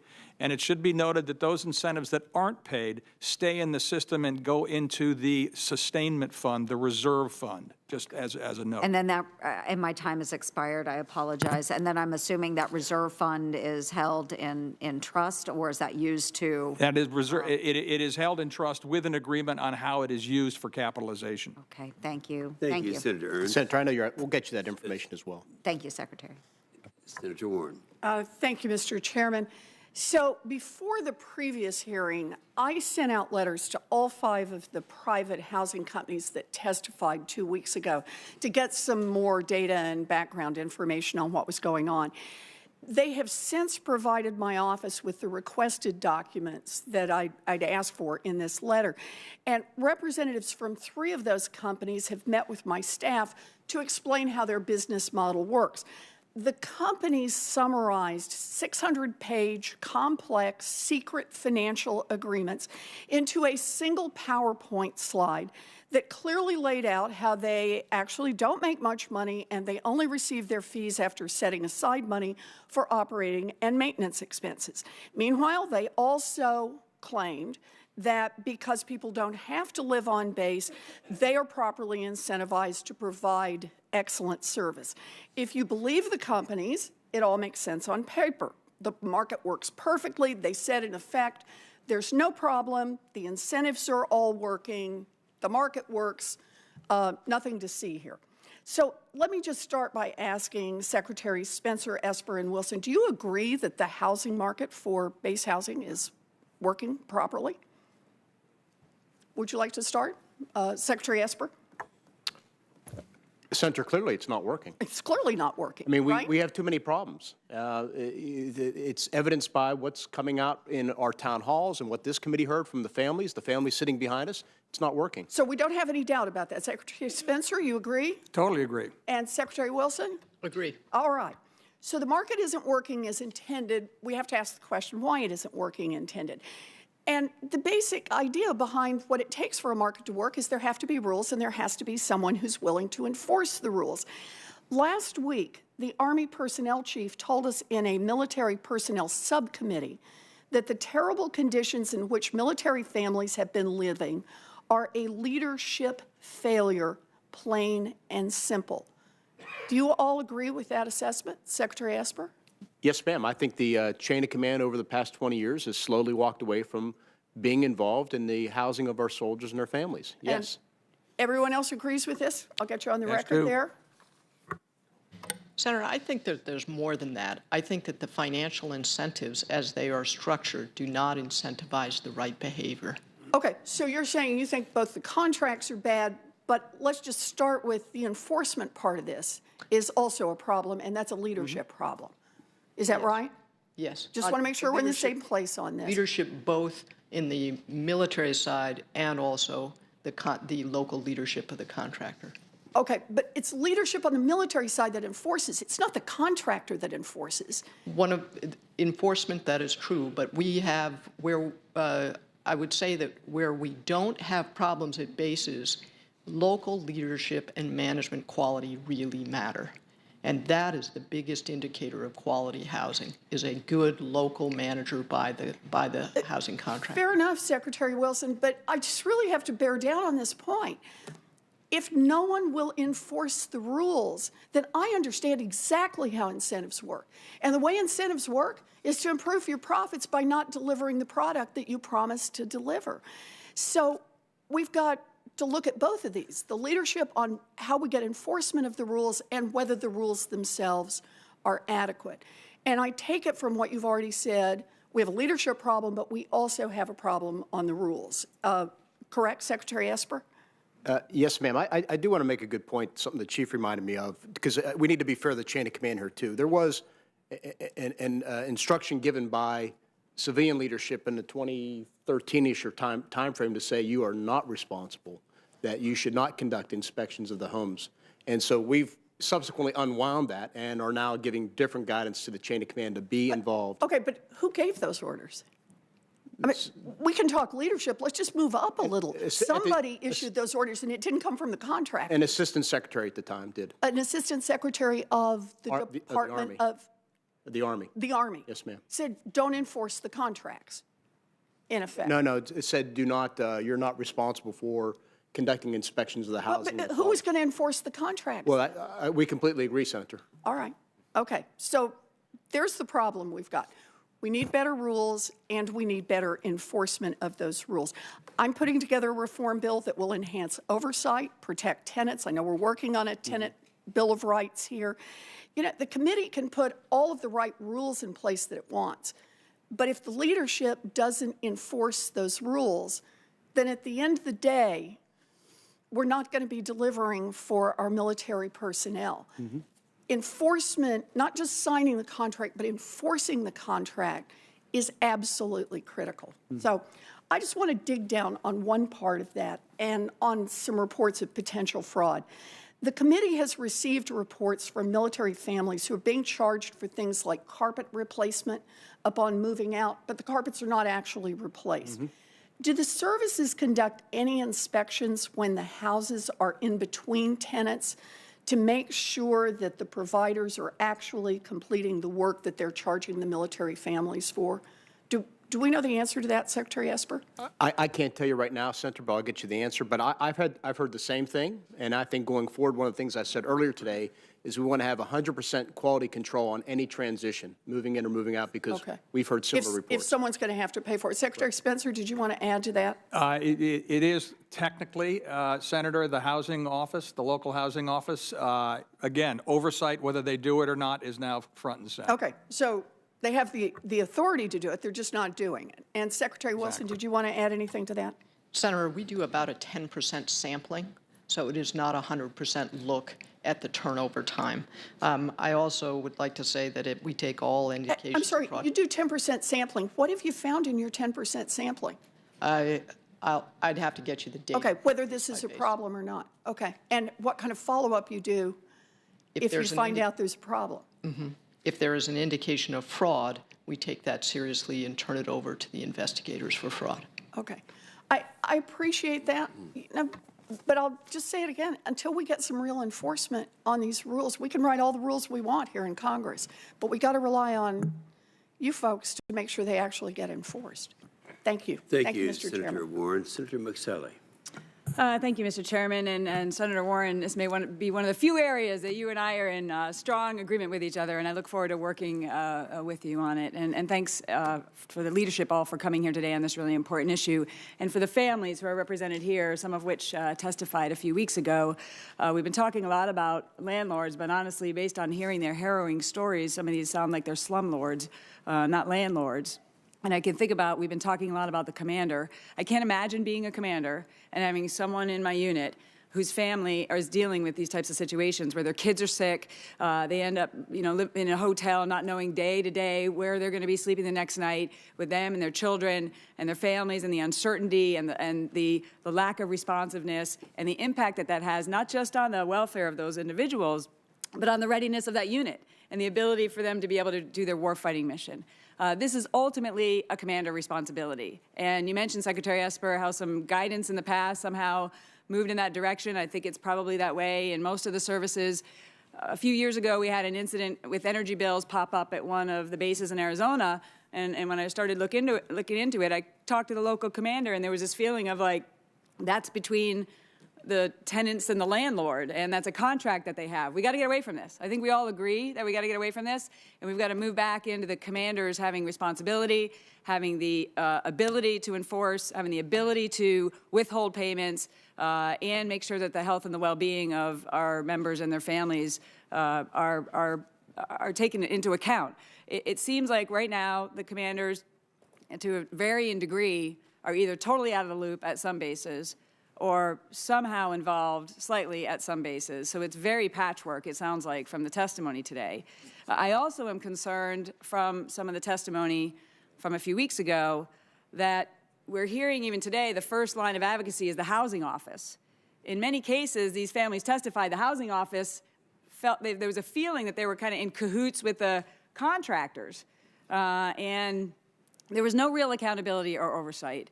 So since this has been raised, has there been any looking at what's going on in the housing offices and holding individuals accountable that maybe had these issues brought to their attention for some of these families, but they did nothing or they weren't responsive?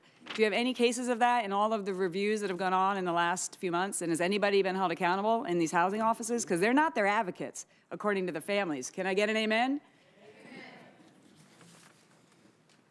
Yes, ma'am. What we did find in the housing offices was insufficient numbers of people and insufficient support, and likewise from the Civil Engineering Center, insufficient technical assistance from civil engineers when it's required. I think with respect to your point on commander responsibility, you are absolutely spot on. And it is, a commander needs to be able to assess. That means they have to have access, and some commanders were being told by contractors that they couldn't bring in their environmental health folks and take a look at a home. That's unacceptable. They need to be able to direct that a repair is not sufficient. They need the adequate support in their housing offices and civil engineering squadrons. They need to be able to withhold payment, and they need to be able to impact the fees that are paid.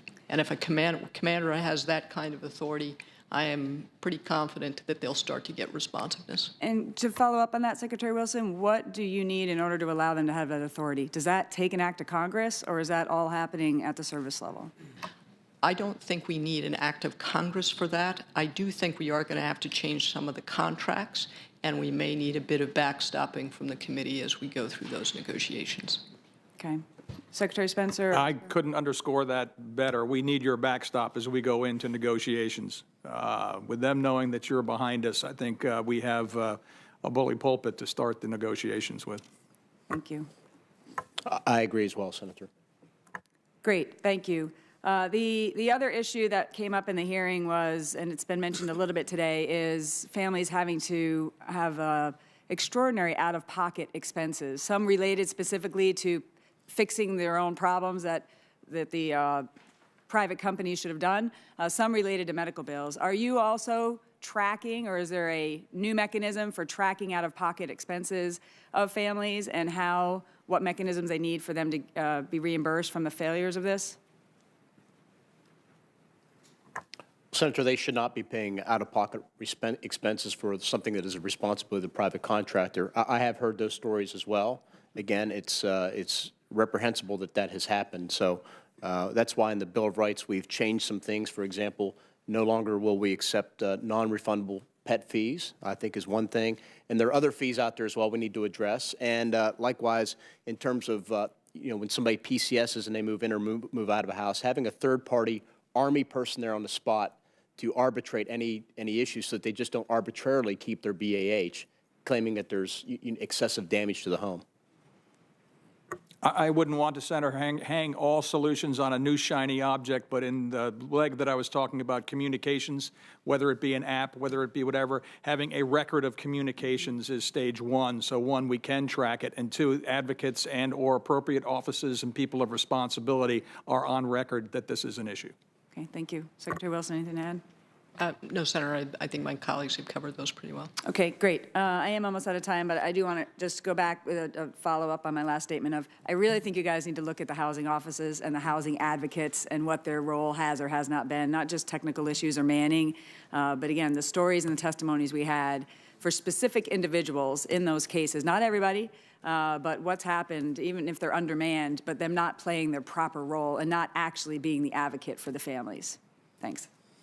Thank you. Senator McSally, Senator Blumenthal. Thank you, Mr. Chairman. I want to thank the chairman and the ranking member for following up on this issue and all the military families who are here today. And I want to thank General Milley for visiting with me yesterday and really giving me a very candid and determined view of the extent and magnitude and complexity of this issue. And like the panel today, he was reasoned and deliberate, but I sensed in his view what I hope you share, which is a sense of outrage and anger that we've come to this point. Now, I'm just a country lawyer from Connecticut, but I was a prosecutor for a good part of my career. And what I've seen about landlords and about others who may break the law is that they understand money, particularly withholding of money, and they understand prosecution. There have been references here to fraud. I think there are clear indications of fraud. I would be even more emphatic given another setting. But I would recommend that these issues be referred to the United States Department of Justice for investigation. What's happened here is criminal. It may not be criminal in the sense of provable beyond a reasonable doubt in a courtroom against a specific company or individual. I'll leave that to the Department of Justice. But I would respectfully recommend that each of your services ask the Department of Justice to be involved in an immediate, intensive review of whether a criminal investigation is appropriate or a civil investigation, because that's the enforcement that these landlords will understand. They are landlords. They may be slumlords, but they've counted on this cash cow. It is a risk-free cash cow. Very few landlords in the country have tenants who are obligated to pay for decades, literally decades, without any real accountability. That's been their situation up to the present. So I'd like to ask each of the service secretaries who are here today, would you consider asking the United States Department of Justice to be involved? Senator, yes, sir. I think we should pursue any allegation of fraud and hold people accountable if that's the case. And we'll certainly take this back to our lawyers and make sure we approach it the right way and aggressively. Senator, we're already underway with naval audit. And as you know, the way the system works, once naval audit has the data, then DOJ would be involved. Senator, for the Air Force, it's the Office of Special Investigations that does the initial investigation and then refers matters to the U.S. Attorney in the district where it's involved. And we take allegations of fraud very seriously. And I'd be happy to talk to you about that more privately. I'd be happy to talk to each of you privately, but let me just point out that the procedures for audit and internal investigation, in fact, take a lot of time. And I would, again, very respectfully suggest that this procedure ought to be expedited. And as a former United States Attorney, I can tell you, I would respect your going directly to Main Justice with this issue, either the Civil Division or the Criminal Division. And if we really care about this issue, let's recognize it for what it is and provide you with that backstop. Because at the end of the day, what they will respect across the table from you, and it won't be you, it will be people down the chain of command talking for you and representing you, but what they will respect is the hammer of fair and effective law enforcement behind you. And I think if this problem had just arisen, if it were new or novel, maybe following the normal audit procedure would make sense. But we're dealing here with a problem that has festered for a long time. I think that's been the overwhelming testimony here today. And I appreciate your being willing to talk to me and perhaps others of the committee about an immediate referral to the Department of Justice. And I say I'm going to be formalizing that request in a letter that I hope to send to you within the very near future. I want to ask about the health impacts. I heard from a woman, military family who lived in housing in New London at the subbase there from April 2014 to August 2018. She explained that the Balfour Beatty maintenance officer was responsive to some of her maintenance requests, like clogged drains. When she reported mold in their bathtub, they were advised just keep washing and cleaning the mold after every shower. Her youngest child caught pneumonia and shortly afterwards suffered a stroke only a week before her first birthday. She acknowledges she'll never be able to determine whether the stroke was caused by the mold in the apartment, but I'm asking now about the health effects, particularly on children, and whether you have been in touch with the VA, because some of these individuals may no longer be involved in active military service, to determine whether these environmental hazards and toxic substances encountered during military service can be compensable and treatable under the VA health system. I'll go down the line again, beginning with you, Mr. Yeah, before we go down the line, we are going to adhere to our time limit, so I would deny that at this time and recognize Senator Tillis. I'm sorry, Mr. Chairman. I'm happy to take those answers in writing and adhere to the time. Thank you, Senator Blumenthal.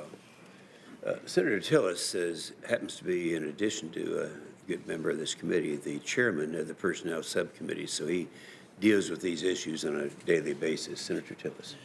Thank you, Mr. Chairman. Thank you all. We had a Judiciary Committee markup, and I had one other commitment. Otherwise, I would have been here to hear your testimony. And I'm only going to probably ask one question. I want to start, though, by thanking Secretary Esper.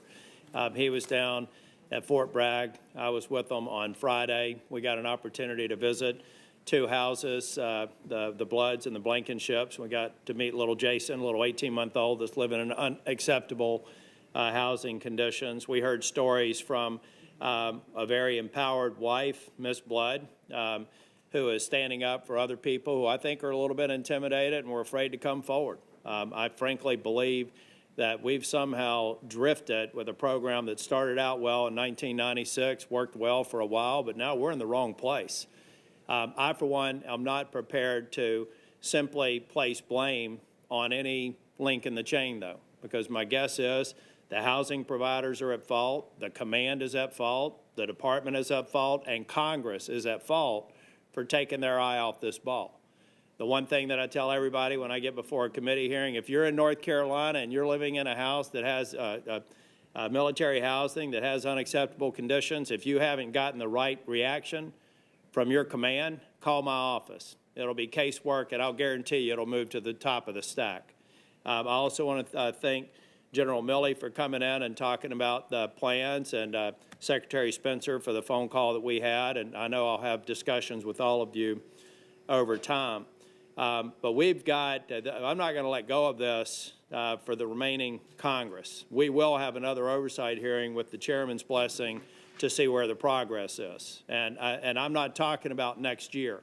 I'm talking on fairly short intervals, because if you look at this is not rocket science. We can fix this, and it starts by doing what every branch has said they're going to do. They're going to go out and knock on every door and request permission to come in and see things that they think are unacceptable. Many of them will be okay. Some of them won't. All of them need to be identified. I do want to ask a question, and it's probably less of a question, but more of a commitment from you all. It's been brought to my attention that some of the housing providers go to these young people. I mean, these are young folks. It may be the first lease they've ever signed. And they go to these big organizations. Some of the ones are smaller, and these big organizations waive a non-disclosure agreement in front of them and say, if you sign this non-disclosure agreement, there may be actually some sort of a bonus or a payment that you will be entitled to if you don't bring up what may be inadequate housing. That's at least how I read it. I don't know if y'all are aware of this, but here's what I'd like to find out if we can do immediately. Rescind every damn one of these that have been signed. Because it looks to me, and I don't mean to be cynical, but this is a practice by the housing providers. They better come up with a damn good reason for having somebody sign on to this, because I've been a landlord before. It would have never occurred to me to say, I want you to sign away your right to say you're living in inadequate conditions. I don't know if that makes sense to any of y'all. I'm not going to ask you to go down the line because God forbid you say it does. Because I can't imagine on any level why it would make sense to have a new tenant, these young kids, asked to sign this agreement, not understand the implications of it. So in my view, if any of these agreements are in force, I expect them to be rescinded over the next 30 days. And over the next 30 days, if they're not rescinded, I want to know what housing company wants to come before me and tell me why it makes sense. Tell me the business reason why it makes sense. Tell me the reason why it's for the good of the tenant. I'd love to have that conversation. We'll have it in an open hearing. We'll have it in my office. But I'll guarantee you, this has got to stop. Again, all of you have responded the way I would expect you to as the great leaders that you are. We have drifted. I can't imagine that any of you would have knowingly allowed the conditions that we've seen actually persist. But now I expect every one of you to be on the tip of the spear to fix it. And everybody in command better be in touch with their folks that they've been entrusted to take care of. They better fix it. And they better applaud people who are coming forward in these communities and stepping up and being the ones that are saying, this is wrong. This is not the way we treat our men and women in uniform. And I know you all agree with this, but this has got to be on short intervals. This isn't something we come back to next year and say, how have you done over the last year? We will have meetings in my office. We will have as many hearings as the chair will allow me to have.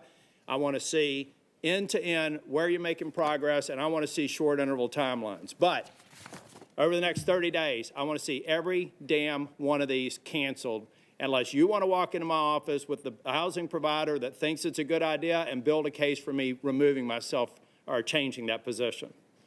So thank you all for being here. And the last thing I would ask every member of the Senate to do, if you've got a military installation anywhere in your state, go visit them. I'm going to go knock on a few doors down at Camp Lejeune and down at Fort Bragg. I'm not going to do it announced. I'm going to walk on a door, and I'm going to do exactly what you guys are doing. I'm going to knock on the door and say, can I come in and take a look around? And it better be trending in the right direction. Because you all know I've got a history of supporting you. I've got a lot of confidence in every one of you. I know you can fix this problem, but this has to be a top priority. And these folks better make sure, the housing providers better make sure that unacceptable business practices, I don't know how to do your jobs in terms of waging war, but I know how to run a business. This kind of business practice actually sets off a series of thoughts in my mind that make me wonder just how far these businesses have drifted. And we're going to find them. And the ones that haven't addressed this before I find them, there's going to be a consequence. Thank you all for being here, and thank you for your commitment to taking care of our men and women in uniform. Thank you, Senator Tillis. Senator Hirono. Thank you very much, Mr. Chairman. I want to thank all of you for being here because to have all of our services represented in this way emphasizes the importance of this issue and your commitment to resolving the problems. I do want to thank you, Secretary Esper, for coming to see me yesterday, and Secretary Spencer, I'll be discussing with you some matters later on today. Thank you for your responsiveness. Now, as I sat here listening to all of you and the questions, it is really astounding that some of the additional revelations. For example, I want to thank Senator Tillis for raising the issue of these non-disclosure contracts. Let's go down the line. Is this news to all of our secretaries, Secretary Esper? I think the first time I heard about it was in a meeting that Senator Tillis and I had with some spouses at Fort Bragg, and it just, I don't understand it. I've never heard of it before in my life. I've rented my share of apartments, so we definitely got to dig into this. There's no reason why people should be signing NDAs. Secretary Spencer? Exactly. News to you, Secretary Wilson. Senator, in my visits to bases, I did not come across anyone who told me about one of those, but we're going to go back and check. Thank you, because I think that is simply astonishing that tenants would be forced to sign these kinds of documents, and it may be one of the reasons that we hear from the tenants that there's a fear of reprisal if they even say anything. So I would very much appreciate, I share Senator Tillis's concern about these kinds of so-called contracts. I do want to thank you, Secretary Wilson, for pointing out to us, and I was very taken with your acknowledgement of the loss of trust of the airmen and women that their housing concerns will be addressed and fixed. Is that a concern that is acknowledged by the other secretaries, the loss of trust of the service members under your Yes, ma'am. charge? Yes. So what would be, I'll start with you, Secretary Wilson, what would be the first thing that you would do that would directly go to your service member to tell them that you are going to listen to them and that you are going to fix their concerns relating to housing? Senator, one of the things that the chief and I are going to be doing over the next week or possibly 2 weeks is to send out a clarifying guidance from us of what we expect from commanders and first shirts all the way up through the chain of command, what their responsibilities and obligations are. I think you rebuild trust by doing what you say you're going to do and being responsive and holding people accountable. And so I don't think it's something that can be done with one communication Yes, or one I realize action. that. This is why I asked, what is the first thing that you're going to communicate to your service? The first is communication directly to the chain of command on what we expect. And what the chain of command gets, is that going to get to your service members so that they know your chain of command is not going to have other expectations as to how they should behave? Yes, ma'am, we will be broadcasting that very widely. Secretary Spencer? Senator, right after the initial hearing, the CNO issued the NAV admin letter, which laid out exactly what we're doing going forward. The Commandant wrote the white letter. This is part of our knocking on every door for a visit to be completed by April 15th. And there's a second avenue to that, and this is also the trust that's been lost with the private partner venture provider. Now, the ball is in their court, but that is something that all us three service secretaries are coordinating through not only the Bill of Rights, but through communication and education. Secretary Esper. Senator, it's a combination of communications, and we issued an execution order, if you will, within days of visiting Fort Meade to talk about what our expectations are of the chain of command. We've sustained those communications. I think the visits by the leadership, both uniformed and civilian, are critical, but now we've got to do the hard work of renegotiating contracts, implementing this Bill of Rights, and then have that sustained attention to this issue. If I were a tenant, the first thing that might impact me as to the seriousness that you all take the issue of housing would be a piece of paper that has the Bill of Rights as a tenant. So I want to ask you, when is the timing for the Bill of Rights, which will be across all service?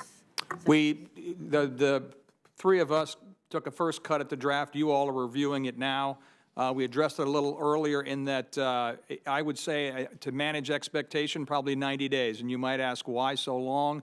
We're going to sit down with the private public venture partners to make sure we can put the teeth, to ensure we put the teeth in the agreement. And in some cases, this might actually get bondholders involved and third parties involved. So I just want to manage expectations that it might take 90 days up to. Sure, because we'd like to get it right. As you're formulating the Bill of Rights, though, are you contacting, or are you is a group like the Family Military Association Network, for example, are they being engaged in helping to formulate the Bill of Rights? I don't know exactly that organization. I know my office was reaching out to similar representatives of the military families living in houses. I think it would be very important to have the military families' voices be heard as you develop the Tenants' Bill of Rights. And then there's been a lot of focus on the enforcement aspect of it, and I just want to reiterate how important that element is. And so I hope that you're going to put in place some very specific ways that enforcement will occur, and that your tenants will know what they need to do to kick off the kind of enforcement that we would expect from each of you. Secretary Esper, you noted, and I want to thank you, that you visited Schofield Barracks. When was that? That was last summer, Senator. So you talked specifically with them about their housing issues? I can't recall at the time whether we did. I think what you may be referencing is earlier this last year in October, we were at a family conference, the Chief of Staff and the Sergeant Major and I, and an issue came up about Schofield Barracks with regard to a particular home at which we immediately dispatched a team to go look into the problem and remediate it. So, Secretary Wilson, thank you. I think that with all of this, the communications that will occur about housing, you're going to hear more about these issues as you visit the bases, and I think it's really important for all the secretaries, in particular, to see firsthand. Secretary Wilson, you mentioned that as you're developing a way for people to withhold their rents, but if the rents go directly to the the housing agencies or entities. How are you going to fix that with regard to withholding of rent? Senator, there's a couple of different ways that we're looking at, and this is one of the things that gets into the implementation of the Bill of Rights. But one of the ideas is an escrow account that's decided at the local level, so that it's not a big administrative hassle to be able to get your rent back if you have reported a problem and it hasn't been taken care of. Okay. Thank you. Thank you, Mr. Chairman. Thank you, Senator. Let me make one last comment here. I want to be sure everyone understands this isn't going to be the last hearing that we're going to have. Senator Reid and I have talked about this. In fact, the next one we've already had with residents, we've had with government, but we haven't had a hearing with the contractors, and that would be next. So for the purpose of this meeting, I'm going to ask Senator Tillis, the chairman of the Personnel Subcommittee, to chair the remainder of the meeting. Senator Tillis. Now it goes to Shaheen. Senator Shaheen. Well, thank you, and thank you all for being here. I want to begin first to make sure I understood, because I came in the middle of Senator Tillis's questioning, but he was suggesting that everybody go out and personally visit some of the housing on bases that are under your control. Is that an intent of everyone here to do that? Yes, ma'am, it is. I've visited a few bases the Chief of Staff has, the Vice Chief of Staff has, the Undersecretary has, and of course, undergoing right now is a 100% inspection of all of our housing units that'll be complete in about another week and a half or so. Same with Navy, Senator. Been out to 3 of the Hampton Roads communities, Lejeune, Cherry Point. The rest of the office is also on the West Coast, down in the Gulf. We are out there visiting. I know the Commandant and the CNO are also underway. And you're doing the 100% of all of the housing? By April 15th, yes, ma'am. Senator, in my case, I personally went to Tinker, McDill, and Shaw. The chief went to Maxwell and Keesler.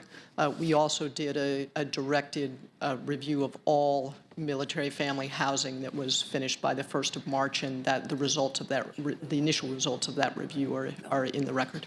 Senator, if I could just clarify for the Marine Corps. Please. I mean, these people, we can't invade the privacy of their property without their permission. So what our commanders have been directed to do is to ask the member, both on and off base, if they lease their property, not a homeowner, if we can visit them.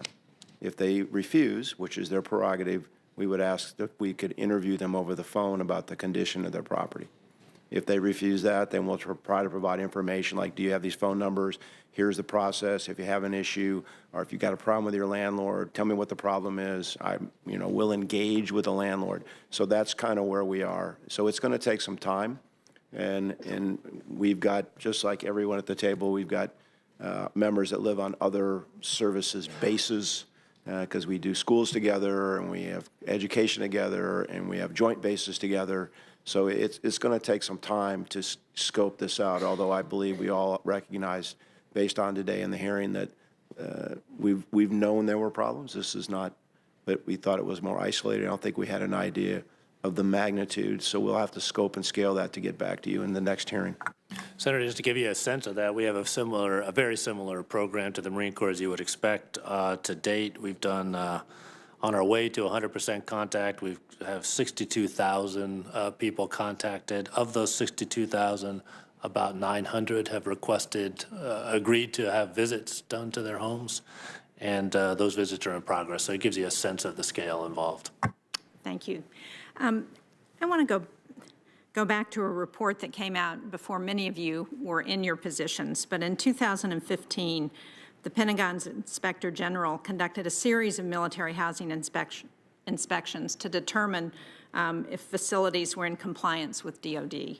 And what that report found was that there were significant deficiencies in homes at 5 different bases, including dwellings that were built or renovated under the MHPI program. Have any of you seen that Inspector General's report, or are you aware of it? Is there anybody on the panel who has seen it and is aware of it? I'm not aware of it, Senator. I've gone back and looked at a few reports. I don't know if I've seen that exact one, but there was a DOD one. I think there was a GAO one. I've looked through 3 or 4 reports, Senator. General Milley? I'm aware of it. It came out in the summer of 2015. I became the chief in August. A couple months afterwards, I've looked through it, and appropriate agencies within the Army have been working on it. We give you full status on it. Our Army IG tracked all of the actions and all the deficiencies, and they've been working on it for a while. So it's clear it was not a good report. It was in the negative, and there's a lot of work yet to be done. I think Secretary Esper, Secretary Spencer, one of them said, this entire issue is the cumulative effect of a decade or almost 20 years of multiple problems. This is not going to be solved in 60 days, 90 days, a single Bill of Rights. This is going to be a concerted effort, multiple hearings, over time. This is going to take a considerable level of effort by all of us at this table, the Congress, and all the chains of command and the contractors to get after this thing. It's going to take a sustained level of effort. I certainly appreciate that. I think everybody who's hearing about this issue understands that it's taken us a long time to get here, so it's going to take us a while to get out. I guess the question that I've got is, when we've got an IG report like that raises the issue, it's then surprising to me to hear so many people who appear to be unaware of the extent of the problem. And so I'm just trying to figure out how we make sure that information from an IG report like this gets carried over from one generation of leaders to the next so that it continues to be addressed. You spoke to the fact that the Army is continuing to address what was in that report. Is that something that, again, if people are unaware of it, clearly you haven't done anything to address it, but how do we make sure that this kind of a report gets shared and addressed as leadership changes? Senator, in the case of the Air Force, we track all open IG recommendations monthly, and we have corrective action plans on every open IG recommendation. Our standard now in the Air Force is that there must be a corrective action plan for any DoD IG finding within 30 days, and that our objective is that 90% of them be closed within 12 months of the finding. We were aware of some systemic problems, particularly related to construction quality and a lot of the impact of water and moisture and mold and so on at 4 of our bases that were very significant, and the construction on those continues. Senator, same for Navy. While I said I was unaware of the study, we have the same tracking system. And if, in fact, they had not been remediated, they would have been flagged. That's why I said I wasn't aware of it, but we didn't have any open issues in the system. Well, I guess, again, that's why I'm puzzled. How do we flag this kind of an issue in the future so that it doesn't get to this point? I was struck, and I appreciated the opportunity to visit with you, Secretary Esper. I was struck with your comments about your concern that people in the military didn't feel like they could come to the military leadership and raise these concerns until it got so bad. And so I know that everybody's wrestling with this, but it seems to me we need to try and figure out how to make sure that it doesn't have to be a crisis or an article that appears in the newspaper before we're aware and begin to address it. Yes, Senator, as I've met and spoken with spouses and soldiers, I think that's maybe one of their biggest concerns is what's the long-term sustained effort to make sure that this doesn't fall off our radar screens. And that's why we're all putting forward a number of ideas to make sure we have the systems in place, that the chain of command is in place, that we get the culture back to where it was, where we're checking in on soldiers and families wherever they live. Thank you. Thank you all very much. I mean, Senator, if I might add, the Army has a best practice there with the outsourced lodging. You've done a terrific job in that regard, and the checks and balances and single points are there. So we can pay attention from even models in our own system. Thank you. Well, now that I've had a chance to count to 10, I'm going to be a little bit more as we close out the hearing. First off, Senator Shaheen, I don't know if Secretary Wilson was able to answer your question about the inspection, but I think that the Air Force is also reaching out and making sure they're all given an opportunity. And it's not that they're barging in every home. If someone says that they don't want their home inspected, then the presumption is they're satisfied with it, and many of them are, to the point that Admiral Richardson made about the number of contacts versus the number of inspections. I would assume that they have a challenge that they want to look at, but we try and characterize them also, Senator, as visits, really, not as formal inspections. Right. That's actually why I wanted to make sure that you know, the families know they're not coming in for some sort of home inspection. But I appreciate the outreach, but it's just these mechanical things that drive me crazy. When you hear in one of the cases, when we were down at Fort Bragg, someone saying that they do this survey to figure out where they are, what the satisfaction level is. So they have this annual event, come in, maybe win a $500 certificate. There's this pressure to have a positive predisposition. Why? Because these housing providers want a good score so that they get a bonus allocation. So the negative sort of the cynic in me says the only reason that you would ask somebody to sign on to a non-disclosure is you want to juice the system so that you get a better review. Maybe I'm wrong. Happy to talk with a housing provider who thinks that that practice needs to stay in place. But Secretary Esper and I, we were in this garage at the Blood's house. Now, these are people that have been in this house for 4 years. Now, they're near a range, so the ground shakes, nails are going to pop, general maintenance is going to occur. I understand all that. And as long as the maintenance requests are fulfilled over a reasonable period of time. But we went into the garage underneath, I don't know if it was the bathroom, I think, Secretary. Yes, sir, it was underneath it was a bathroom leak. So I was the first one to crawl in and kind of look at the ceiling that had been patched. I used to do drywall work when I was a teenager, and this thing was patched 2 days before. It doesn't take 48 hours for even a thick patch of drywall to dry. It was wet. I went up there and stuck my finger in it, and then the secretary did the same thing afterwards. What happens here? Well, we've got this process where the tenant calls and says, I got what looks like to be a leak. The plumber comes, obviously didn't do their job, followed by the drywall people who had to have known that the patch wasn't fixed. The drywall was wet, but they did their job by patching the drywall. And I'm sure that drywall repairman reported, pay me because I did my job, but that person should have had the authority to say, it's not right for me to do my job now because the precursor to this work hasn't been solved. That's what I mean in terms of the supply chain. And General Milley, I agree. Senator, you know, just to kind of add more color to the story, because you recall this, what she told us as well is, you know, when she originally called the work order in, what they told her was, just hang around your house for 3 days, and we'll come sometime during the 3 days. Right. So we give you a window. You know, the norm a 72-hour window while she has a job to go through. Right. So, I thought that Secretary Esper was dead on. I mean, we should be treating this engagement with the tenants the way you engage an Uber driver just after the experience with the plumber. Give them stars for whether or not they fix the problem.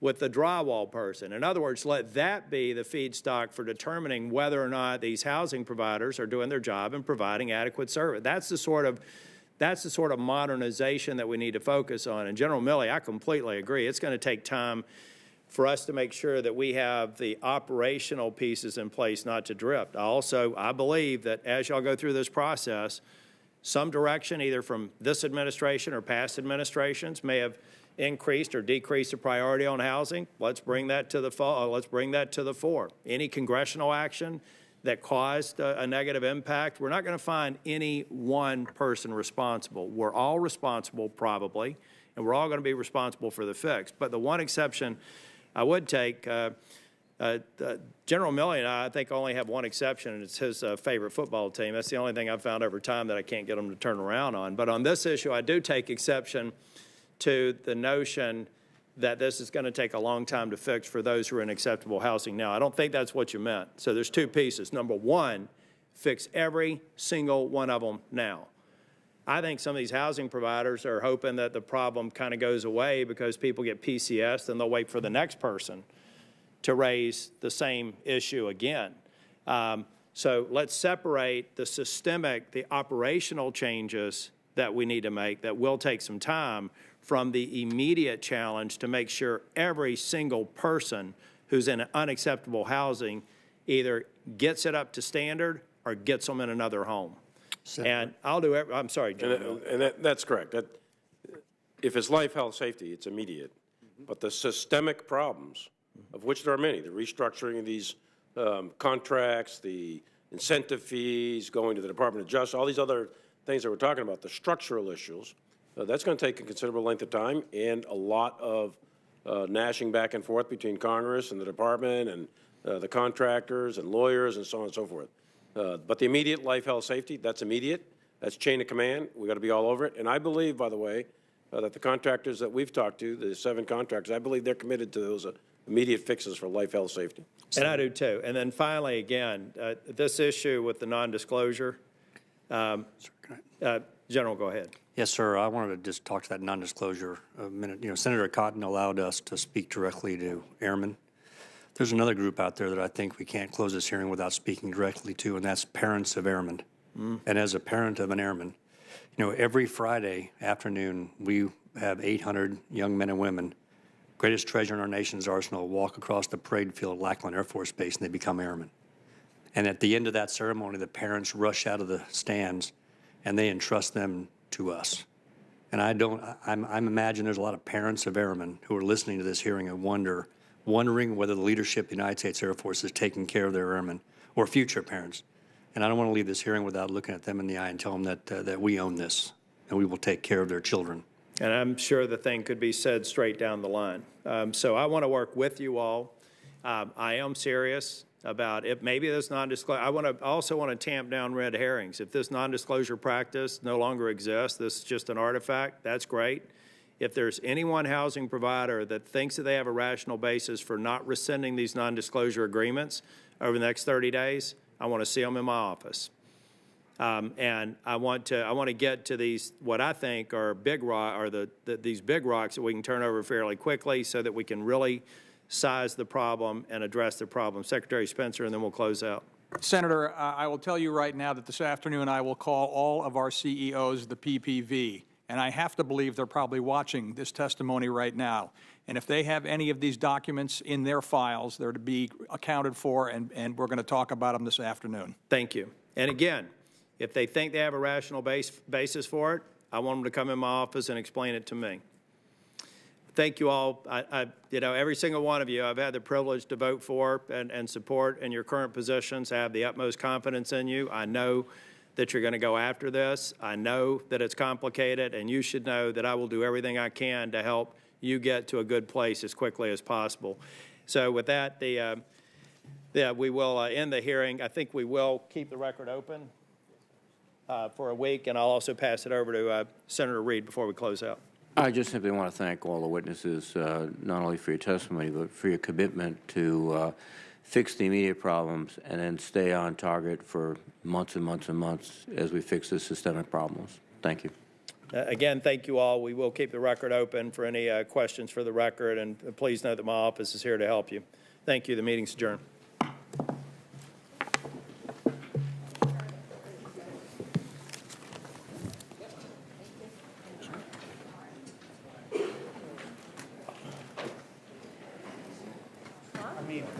List of the nominees who were approved.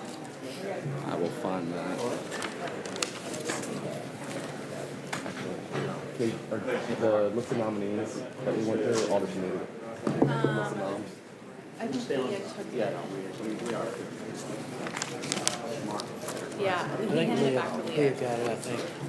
Hand it back to Leah? Yeah. Leah Brewer's going to have it.